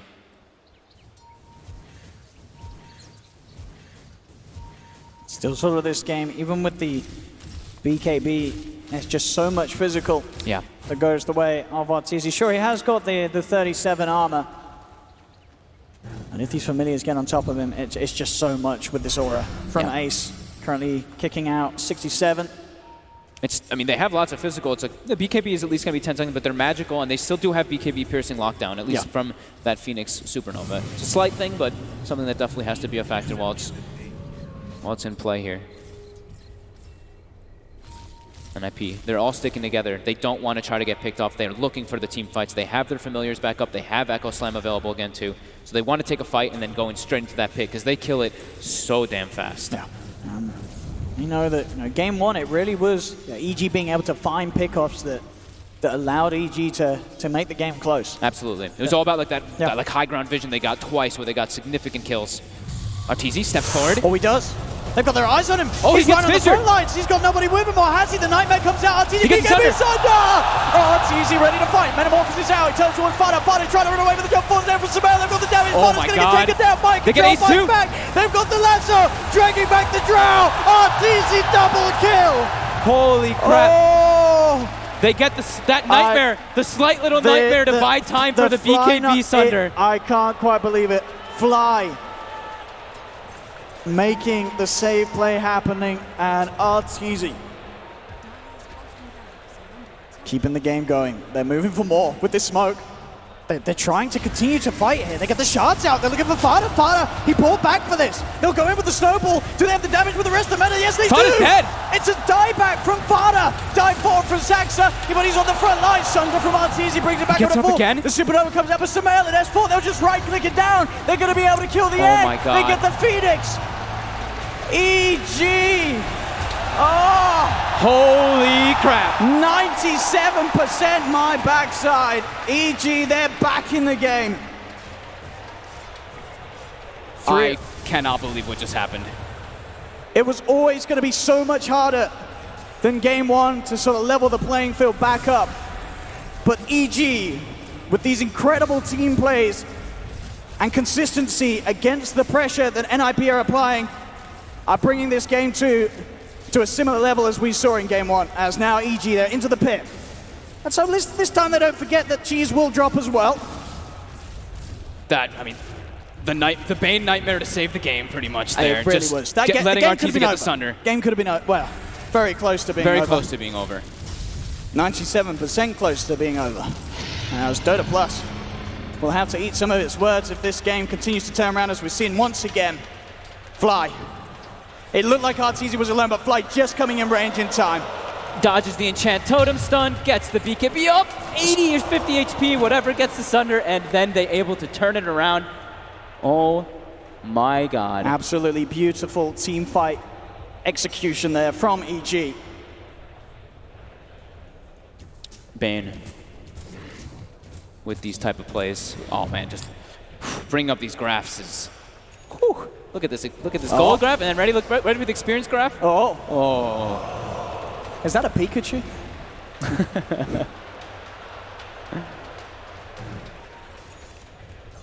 And Dota Plus is starting to back off. It's like, all right, 97, that wasn't me. I didn't say that. 75, yeah. That's a 25% chance in the eyes of Gabe, and the AG can run away with this game now. Yeah, I mean, they've got Aegis, they've got Cheese, they're going to have a Foam Mjolnir on the Mirana as well. Arteezy pretty much has like a butterfly on top of that BKB Manta after these two very quick scenarios. Holy crap. NiP have to be kicking themselves right now. I like this as well from Artur, as you say, going for the butterfly rather than the Skadi. Yeah, he knows it's all physical. It's mostly physical, and he's got such a high duration BKB in this game. It's only been used once, only in that one super significant team fight that happened. And who's going to build any sort of True Strike or MKB? No, none of these heroes really want to. No. Look at these item pickups. PPD, he picks up a Crimson Guard, which is going to be pretty nice versus that TB, but the bigger pickups definitely coming out on the side of EG is... It does feel like they have the control of this game now, even though they've lost a set of racks. NiP just on the back foot heavily now. Crit with the jam, and has the money for the Blink Dagger on the Tusk. They're going to go for the Moonlight Shadow play. They have that Ward Sentry vision mid, so they know that it's unlikely that NiP will see this one coming. So Arteezy leads the way. With this Aegis, feeling confident to start a fight. Get eyes onto the birds and Vada's army, but nowhere to jump in. A quick scan from NiP will confirm the suspicions that EG is a hunting. So NiP, you can expect to see them play safe, whilst EG are off the map. They're just trying to stall out this Aegis Cheese and then look to take fights when they've got everything all together. So scary now, though. This Terrorblade, this Mirana, they've just recovered in such an insane manner.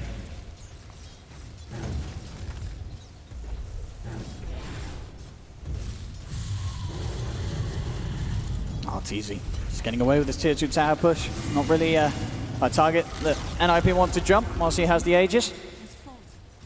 And they have to really be careful too on NiP now, because there's a Tusk with a Blink Dagger too picked up. So we were talking about the Bane Nightmare saves. Now Tusk Snowball can definitely be that significant factor too to allow him to get BKB Sunder off. Unless they sort of hit a massive Echo Slam, there always is going to be one of those saves, unless they lose Fly and Crit before the fight. Yep. We saw what EG could do when they didn't have many options. You know, it was purely just a Nightmare that would have been the play to keep the game going. And now they've got more to fall back on. So Arteezy can feel more and more confident that his team will be behind him to save the day. Yeah.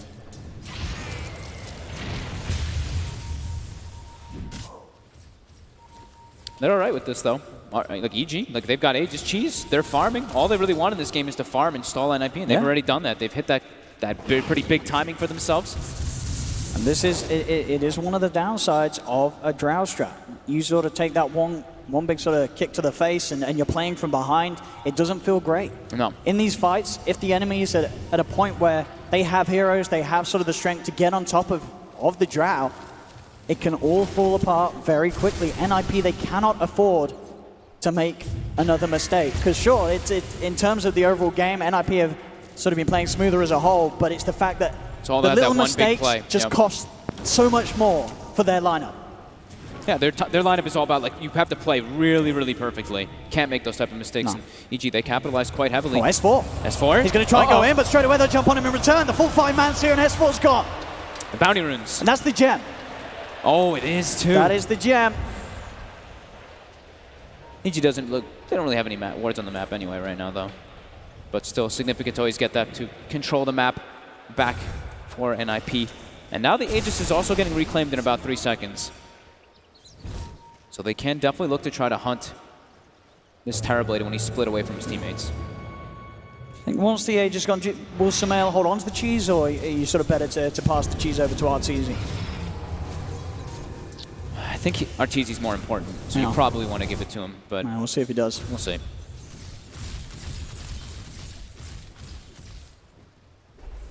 So Arteezy next up, wanting to go back for the Hurricane Pipe. Super useful against, obviously the Sprout means that you don't really have to have a slot for the Quelling Blade anymore. Yep. You can just force your way out of the trees if you get trapped. Positioning is incredibly important in this game for him. Just be either been getting, well, look at what it just delivered to Arteezy. 8 clarities. 8? 8 clarities.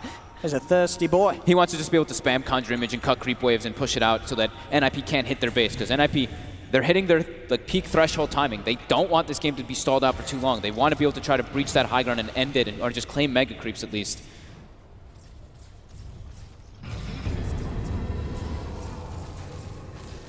Man, they give them the chance, of course. Yeah, you gotta keep this Terrorblade alive at all costs. I mean, he's the most important thing, Yeah. most important aspect in the game for them. So most important things for EG is just sit the Bane and the Tusk just directly behind RTZ in all these scenarios. Do not ever let him be alone. PPD grabbing Bulldog's favorite item, the Vlads, on the Prophet. Yep. Bulldog advised against it. We'll see who's right this game. Sure, it's fine. It's support. It's very different when you're playing core and support nature's probably. I did see the book at a TI. I saw No-Tail pick up the book a couple of times, but I mean, this game, it's all about just like that raw physical damage and just trying to breach. So it does make sense. They have the ward of the high ground there. They S4. do. They see him head up. There's going to be a nightmare from Fly, buying time for S4 to head back down to the low ground with the Firefly. Still, have to be careful playing around that ward. They will get the D ward. They'll take it away immediately. As that play from Mind Control obviously revealing their placement. Okay, so in terms of True Strike, so they realize the fact that they have to kill this Terrorblade, and Ace does accelerate the build order and get that Monkey King bar out to himself. Yeah, I mean, they're recognizing that, we made, They've got to kill that TB. Made a mistake. They have to try to itemize and be able to deal with the aspect that they did that, and just, they have to try to salvage this a little bit here for themselves on an NiP. So they're smoked up. There's a DD rune as well for Ace. This Drow hits very, very hard. EG, who is going to slip up and step out on the lane? That is the question. RTZ finishes off his Hurricane Pike. And NiP has only one ward on the map right now on that high ground. Probably want to try to make a play around it. We see them positioned near that area and also near that Roche, which we'll find out how long that spawn is going to be in about a second. Let's see. It is a minute. RTZ continuing to just spam those clarities, throw those illusions into the side lanes just to try to keep that momentum a little bit slowed down. As Fada, his birds are getting surrounded here. He does have a resummon if he doesn't want to give up the gold here. And he will. Yeah.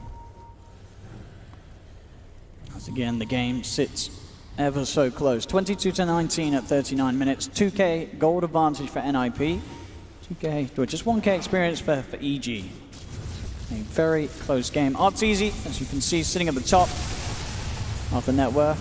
He's just about 3K behind on his drought. They could think that the Roche is happening. They threw the scan down, and it actually did clip one of NiP's members here, so they could be a little bit spooked that this is going on right now. RTZ is spotted by a ward here right now. The Moonlight Shadow is... They know this is happening on NiP. They know that they're coming in. NiP, they've got to try and get out, but Saxa's not going to get the chance, so maybe he will. The Fisher comes into play, but it's not enough time to buy for Saxa to get out of there. As the lasso locks him down, gets the kill. Sumail, he's jumping forward for Ace, but the buyback from the Phoenix will dissuade EG from chasing for more. They used... Was that both BKBs? It was both BKBs on both RTZ as well as Sumail. They know that they've got to be careful how far they sort of chase down for more EG. There's always the potential threat of Mind Control jumping in once those BKBs are down. Yeah. I mean, they need that match community inside the team fights. Yeah. That was the usage of the Metamorphosis. So if NiP can wait that out and look to strike back when it's worn out, they could play with an advantage, could certainly look to try and do something big around the Roshan pit. Yeah.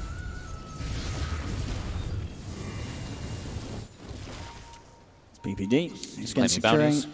all of the bounties. Yeah. He wants to keep pushing the lanes out too. You see him constantly spamming Wrath of Nature so they can just waltz into the pit and try to bring it down before EG can contest. And it dies super fast. EG, I don't think that they can make it in time here for this one. I don't think so. Without the BKBs, They've without got the the meta. shards. They might try for a snatch here. They won't be able to. NiP able to get that third Roche, claim the Refresher Shard. Who's he going to give it to? Is it going to be My Control? I'd You imagine want it to has give it to the Shaker. Yeah, he's all the control inside the team fights for you. He's a bit limited on the mana pool. He did take the 30 damage down in this game, but now he's picking up a Yules. He's got Soul Ring too, so double Soul Ring he could actually that have would it. be enough. Oh, Yeah. Sumail has the BKB available, thankfully, does. for himself. Must have only just come back online. He's going to look to take down, to guess, one of the familiars. But another BKB charge forced out from him.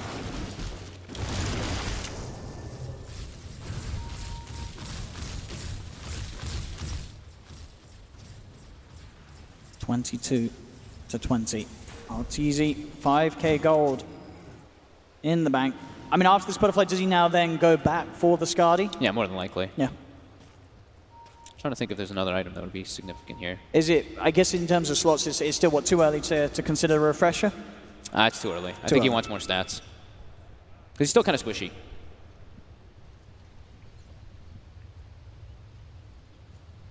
Just holding on, though, for that buyback. Cannot afford to be caught without it. No. And this last game, both teams very good at making sure they always had the goal for buybacks. It was pretty much always the timers that were the biggest issue, with the frequency that the fight started to come with at the end of the game. Again, to expand Wrath of Nature, just keep those lanes pushed in.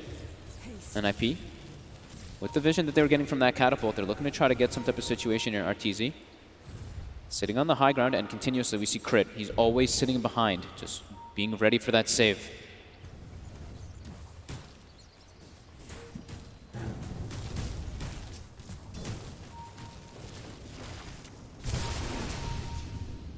ZG just happy to prepare and wait on the high ground.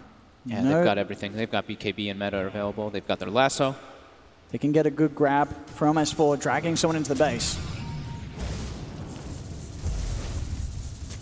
PPD gets a ward down. Smoke's going to come out from EG as they look for the superior placement. Saxa is going to start things off. Dives in, but they need with the BKB and the leap. Sumel's going to turn towards it to take the egg down. That's Saxa's dead for 100. Arteezy slides forward, looking to start the fight with the Metamorphosis out. He just rips apart Fada. He's got cheese. The Visage is dead. They have the snowball out to Ace. Sumel's got the damage to bring down Mind Control. The dust is there. The shards won't quite grab him though. Ace is going to be controlled though by Crit as Crit is in with the punch. They'll kill him once. They'll almost certainly be able to do it again as Ace will try and bring down Crit with him, but RTZ has all the right click in the world to make sure that EG pull off a very successful defense, and that really did seem like from NiP a bit of a what are we supposed to do? Saxa, he just goes in with the Supernova. With the BKBs available from EG, they're gonna kill that egg every time. Especially with like a Mirana, right? Mirana Terrorblade, they just popped those BKBs, and the egg was right in their faces. So it's not like they had to like distance themselves into the back to get it. It was right there. It was not a hard fight for EG. They see an egg, you press BKB, you click the egg. Yeah. As there was just no buyback, there's no backup from NiP. I mean, maybe Mind Control could have found an opportunity to get him, but S4, he was straight on top of him. He locates the Shaker, makes sure that Mind Control isn't there with that sort of team fight follow-up. And even with the BKBs out, and Saxa knows that those sort of plays are desperate plays, and they'll cost you, because now EG pushing back down the mid lane. 50 seconds without the Drow Ranger. They're cutting the creep waves, though. We see the Familiars tanking it. The backdoor protection's back. And Fada may have just kept those racks safe then. They'll live to fight another day. They have to watch the way that they do that, though. It's like, I know he wants, like, you want to start the fight, right? You want to be able to start the fight so that the mind control can get this like perfect echo slime, but you have to be able to have some type of initial lockdown to be able to do that versus these BKBs, versus this Mirana who can pretty much kill the egg by herself. Yeah. It feels almost like if you're going to do that, Mind Control has to be the one to jump first, or at least get a good Fissure out. Yeah. Oh, did they get the courier snipe? Oh, PPD cancels the TP. They do have that base ward, so it did look like he was going to try to, but Bounty Rune's coming up. EG. We'll start to claim these. Radiant's top shrine is under attack. It's Fada. Pretty much with the gold for the Hex. For the first time, it does swing into EG's favor on that Dota Plus, as they have this enormous Terrorblade ahead of everybody else on the net worth, and the Visage and that Phoenix, they have fallen off. In Mind Control, actually the bottom 2 net worth after that fantastic start on that Earthshaker. That is some crucial mistakes. Very low down Shaker this game. Almost certainly one of Mind Control's roughest games here with the team. And EG just, coming in clutch. Just, Bane Nightmare. Just these little things.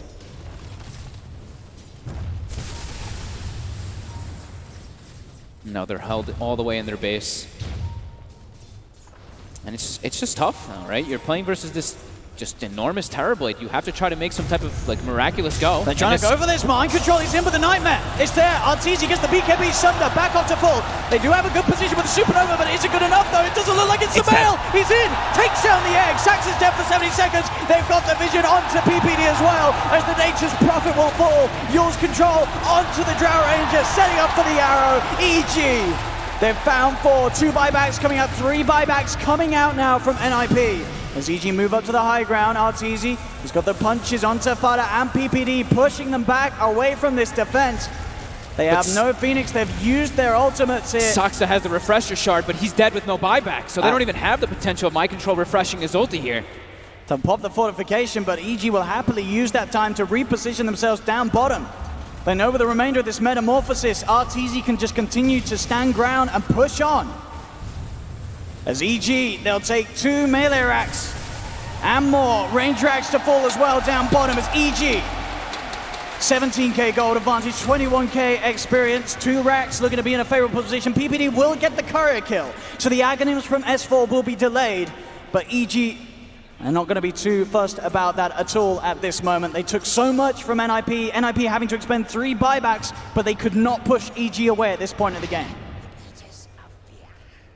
You can feel for these last like 15, 20 minutes or so, 15-ish, it's really been EG just with a strong control. NiP, they've had some good ways of trying to keep this game in their favor, or trying to keep the game going, but it's these like little things that EG did, that little nightmare, just that little turnaround, it just absolutely smashed the whole game through. I mean, I wouldn't be surprised if we see sort of the Dota Plus start to edge towards 97% for EG's lineup pretty soon. Yeah, that is how it feels, absolutely. It's got to swing around so heavily with this lead that they have with the RTZ Terrorblade, and this is sort of the power that EG have this patch. You know, RTZ's Terrorblade, in a very tough start to a game, as we saw in Game 1, he still ends up having a pretty good game. When he has an okay start in the lane, he has a phenomenal game. And he is so far ahead. He's got a full heart on top of the Skadi. Oh my. He's going to get the BKB off and the Sunder off every single fight. And he's been level 25 for quite a bit now, but he's got multiple Sunders that he can play with. They still have the refresher shard on Saksa. I wonder if he's trying to do some like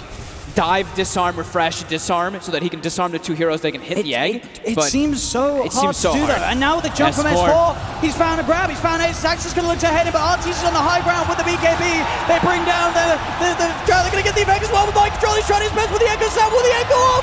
It does. Mind Control! He's had it to hold them off. The refresher, the second egg. NiP, can Mind Control really carry them through this controlling one? him? I think Are they controlling him? They've done it. They've got him. He's dead. Oh my God! What? Mind Control and Saksa pulling out the team fight. Oh, the egg! I think it was 1 hit away from dying. It absolutely Mind Control. Mind Control and Fada. The chain stun from the familiars, from the... I can't. Holy believe crap. it. I eat my words immediately, talking about the refresher. That refresher play from Saksa. We said going into that, it's so hard to do. He hasn't even been able to get 1 egg off before. What's the chance that he gets 2 off? Well, when they're in position like that, EG as clumped up as they were, Mind Control and Fada just locking down EG. 2 eggs come out. That first egg, it was so close to being brought down. We'll see it again here. I cannot believe that just happened, actually. Again, like, this game is so wild. Just the way it's going back and forth here. Still does feel like EG has good control, because NiP has to spend absolutely everything. It's so close to falling. Look at Crit, he's trying to run through his shards, but he's trapped. And that opening from Mind Control, and as you say, it's the Fada's familiar stuns. This second egg as well. It could not have gone any more perfect for NiP there after they lose Ace. Actually perfect the way that happened for them. EG though, immediately they all buy back. They get the Roche secured. They've got this Aegis Cheese refresher shard. This is wild. I can't believe it. 50 minutes in. EG still with the lead. Aghanims now managed to get out into the hands of S4. But they, as we've seen, any time sort of 2-3 cores get caught on the front as they were, those stuns from NiP will buy the time for the egg to come out. Back to the middle. And not a surprise. That's all. Oh, sorry, that was earlier. Okay, so it's still 69. Still 69%. I mean, it is for still EG. the advantage for EG with this Terrorblade lineup. Yeah, they still have, they've got still quite a line. They're still very strong versus this Drow lineup. As you see, like this Terrorblade is still an absolute monster in comparison. But NiP needs everything to align perfectly, just like that last fight. They might try to take a fight outside the base here, but it's so hard versus Aegis now. I mean, I'm saying that. I feel like I'm just cursing people here. Let's see what they can do. Aegis, refresher shard. RTZ, what more could he want for this push? He's ready to go, but the ults are back up on NiP. And as long as Ace is careful with positioning, next time they'll have a chance with Wolfite. Ooh, Arrow coming a little close to Saxa, will pass by. Arteezy getting away with a lot of damage onto this tier 3 tower, will be disarmed momentarily by the Phoenix. The Familiar starting to come through. They have hexed him, but still being a little cautious about how they jump in on this, NiP. As they know that Arteezy has backup behind him, Fly is waiting in position for that perfect nightmare. Multiple arrows come out, the jump, the agony grab, he's trying to start the fight off, in they go, the snowball out as well, they managed to get the Phoenix, buyback straight away from Saxa. Buyback as well from S4, Minecraft throws out the Fissure, Nightmare will be there for Crit, it will not save him, Crit falls. 2 buybacks now from EG, Arteezy. Mind Control's trying to play around with Arteezy, the arrow connects onto Mind Control, Glimmer Cape forced back, Mind Control will be kept alive. As NiP, they still have the full 5 alive. Saxa had to buy back for this. EG, they had to commit 2 buybacks themselves to get back into position to push around it, and S4 will be able to retrieve that gem. Picks it back up. Wasn't picked up yet by NiP. They refresh, they've got the second meta, second BKB as well for Arteezy. He's trying to finish off the They still have strikes. the Supernova and the Echo Slam. But indeed, the melee right's falling low. Mind Control jumps in with the Enchant Totem. The Familiars are on top of Arteezy, looking for the chain stun from Fada. The right clicks from Ace. The lead forward, the silence Arteezy. He's going to fall the He wall. popped BKB as well. Forced into the front though. He's going to be out without the ult. No Phoenix present for 2 minutes. As NiP, can they do a lot without that Supernova threat? Fissure out onto 2 from Mind Control. The melee racks are gone. EG still looking to stand tall and push for more. The arrow catches PPD. They got what they came for though. They got the objectives. As EG, Mind Control, he's stalking. Won't so be able to hard find to him. jump. So now we are at a point, EG, they've got those mega creeps pushing in against NiP. We've seen some incredible turnarounds this series, but this one now would certainly be the biggest if NiP can swing it back against EG, against the Megas. I just don't want to say anything here. I feel like I'm going to jinx either team. The Megas, though, for EG have a big surge in momentum. They've got everything available, too. There's no Phoenix for 60 seconds. EG, they're going to look for the jump forward here. And there's no real wave clear from NiP's lineup. It's going to be hard to push these lanes back out. Mid lane, Arteezy, he's been fishing for the jump in. S4, Aghanim's lasso grabs the 2 of them. He's killed off Fada. Fada does have a buyback available. They're getting forced back to the fountain. He'll buy back. Fly goes for the grip onto Mind Control. Gus comes out from Ace to silence him. Fly will fall. They take the bane. EG now with just 4 pushing in onto the base. They'll respect the buyback from Fada as they do retreat. Mind Control gets hit by one of those triple arrows. But yeah, EG. They back off. They force the buyback. Still very comfortable in the way that they have this. How long do they have for those buybacks? About 2.5 minutes left on EG's big buybacks. We'll see this once again. This attempt from NiP to really hold things off. It's crazy the way that they're doing these controls, like these little plays coming in, just like the Fissures, the Enchant Totem, the Runaway, just throwing out all these spells. It's such good execution coming out from them, but EG just a bit too strong at this moment. S4, we'll find a courier snipe in the meantime. It's just so hard for NiP to get in and on top of Arteezy. Yeah. With the threat of the defensive nightmares, blink, snowball saves, the fact that S4, he's always going to be there looking for the 2-man lasso, dragging them in. I'm sure at the start they kill off S4, but it's just not enough. Saxa knows that this game is not going to get any easier for NiP.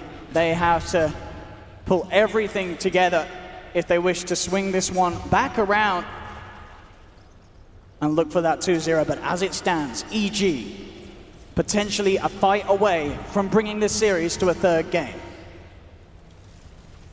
Fiji wants to be really careful. They just wait for those buybacks to come back up before they really try to force anything. But they have to be careful to not split up too much. Arteezy, he's out of the front. Crit is there at the side. They do have a lot of ways to save him.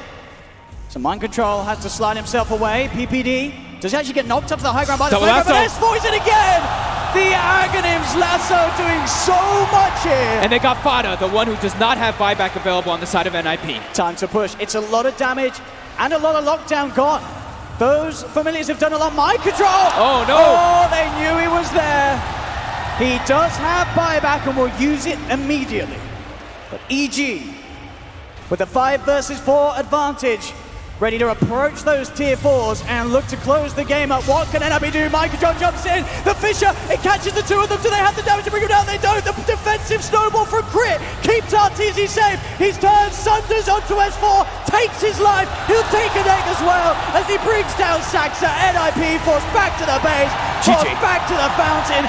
GG is called. We're going to a game 3. This game was insane. NiP had, Dota Plus said it. They had like a 97% chance in this game. A Bane Nightmare comes out, Arteezy gets a Sunder off, and from there, sure, NiP, they had some moments where they looked they were fighting back, but EG, after that one, had such a better chance of this game. They really did. But that turnaround when they made it the 97% mark, definitely the toughest turnaround for EG to successfully pull off, but they did it. We said that this game would be harder to turn around with the lead that NiP had at the start compared to game 1. EG still managed to do it. Especially when NiP has so much significant teamfight advantage over EG. It's just these little plays, getting these timings, getting Manta BKB, getting that perfect play. It really was just the perfect play coming out from Fly to save him. And the fact that, again, we're just seeing both teams play such good Dota right until the end. Even when EG sort of had that lead and were closing down the game, that little play with the double Phoenix Egg, it looked like NiP, they may still have a chance to strike back, but it was always going to be so hard with this Stroud lineup late game against the beast that is Arteezy Terrorblade. We saw it get through both games so far. Game 1 it may not have won, but it certainly brought EG very close to winning. Will we see it get through again in game 3? We're going to have to find out, because ladies and gentlemen, we are getting a game 3 of EG versus NiP. I cannot wait. But for now, we'll pass you back to the panel. Thank you so much, guys. The 3% that EG was given by Dota Plus, it is Fly with the Nightmare. That was some insane clutch play. Brought them back to the brink. And here to discuss the second game, Bulldog Pie, BSJ Pie, you've been on point every time. You believed. Yeah, I guess I've been right, but like the way I've been right is not exactly what I saw it pan out, if you know what I mean. No, because these games come down to like actual micro, like I don't want to call it mistakes, but like plays or decisions. But it's like clicking buttons, which is very rare in Dota games. Like they actually win the game because he gets 100 HP Sunder off, and then the second one is like Saxa just messes up his egg, and like it's very rare to see these like incredible games we're seeing. Yeah, for sure. Like this game was going exactly how you want a draw game to go. You have like a pretty good early game. You get to the top racks, you get Roche, everything is going fine, and then just at one fight at middle, if you kill Terrorblade there, you win the game. But then just getting that clutch Sunder off opens up the game for EG, and they're back in, and it just opens a new kind of game. Yeah, with that play, the Dota Plus percentage went from 3% to 22%. I feel like that's pretty accurate for, I mean, can you really say they threw? I don't know. I mean, when that happens sometimes, if you've played Terrorblade enough, you know that there are games where sometimes you just have a game-winning Sunder, kind of like a Magnus RP that just turns the entire tides of the game. And I think when you're like NiP in this game, you look back at this draft, you don't think anything of it. Like you had the right strategy, it looked like it was going to work, and then just sometimes in Dota, like you said, the button pressing is what decides the game. Yeah, I mean, it got late game, and then look at this. This is where it happened. Like if this kill happens, the game's over. But here you get this over, and it's like shit. You just got to run now. No, they can't fight, and they're all dead. Yeah, Terrorblade had no buyback. Yeah, no buyback. So it had to go late game after this, and that's obviously not what NiP wanted. So the game got very hard for them. It was really hard for them to win after that because Terrorblade just you kept getting Sunders off, and you couldn't really stop it. Yeah, these tier 1 teams like EG, they are resilient. They force you to play perfectly all game, and that's the beauty of like what makes these teams tier 1 is even when they look like they have no chance to win the game. They even gave NiP a run for their money in the first game after looking like they're almost certainly going to lose. Very similar, right? Yeah, and we'll just have to see if, I feel like what I'm scared for NiP is if the early game doesn't go as well as it has, that they're just going to get ran over in the third game. So I think that if they can keep this early momentum that they're getting in these games and then actually turn it out into a clean finish, that'd be really important for them. The laning stage wasn't that convincing for NiP though. It was fairly even, wasn't it? When you have a Drow Visage and you're even, that's like, because Visage comes on, like, it's just, the speed of the game increases so fast, and like there's no lineup that can keep up with it. That's why. Yeah, like Visage and Drow is like creeps until they hit level 6, so they're like, you don't want to lose against that. And Asper was struggling really hard in the beginning. Like he was just flat out feeding so hard. Oh yeah. And just running in, dying, and you know there was one time he blinked and then just died. So like he kind of made the game easier for NiP, but I guess he stepped up at the end. And this is the egg right here that kind of turns the game again, where it looked over completely, and then double egg just kills them. Easy. No, the thing is because they made a game even right with that play mid, and then they have the chance to push with Refresher Shard Phoenix, but Sakta just goes into the middle of the base, like completely. Like I don't know what he was thinking. Yeah, like, you it's have actually Aegis, insane. Cheese, like you have Earthshaker counter initiation, like you have so much, like make them go on you. You're a Drow lineup, you kill the buildings really fast. No, that was very strange, but I don't know. I just want to like call out PPD. Like he's been playing so good this series. Yes. Like he's actually the reason they're like their safe lane, like whatever lane he's in, is like doing really well, and he's also like doing perfectly, like his rotations to the other lanes. Like you saw the mid lane here where they were like diving this Visage constantly, and like it could have been really bad, but he tipped it in, like got the kill on Mirana, and like thought that was fine. Yeah, well, if he was playing better Prophet, he would have won. I mean, if I played Prophet, they would have won there. That's all I'm saying. Okay. Sure. As long as we're shouting out people, I think S4 with the Axe had a couple of really great grabs there at the end. Yeah, he definitely redeemed himself after some awkward plays in the mid game. It's deceiving damage the Drow Visage. He just ran into the Visage and died a couple times, so definitely brought it back. Didn't let it get to him. Oh, that graph. NiP was so close. That looks like my pubs for sure.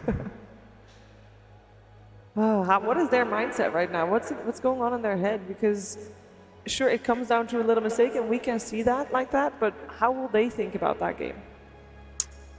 Yeah, I think you're really frustrated, honestly, especially PPD, because I don't think he even was mid. Like, he was just split pushing bottom, and he's just like, yeah, we got this game. I mean, he probably knows. Like, he knows Dota. He knows they got the game, and then he sees his team just dying middle. Yeah. I think he's a little bit tilted, honestly. Yeah, because he's gotten really good drafts. Like the way he's been like thinking in the series, like it looks really solid.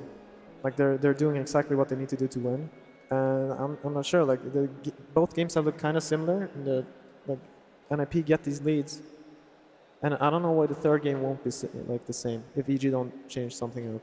Like it might be time to not first pick this Terrorblade, but I don't know. On the other hand, like they win with it eventually. That hero just seems to however the game looks like. He's just coming back there. He's just split pushing every lane, being the best team fighter in the game, and it's rough.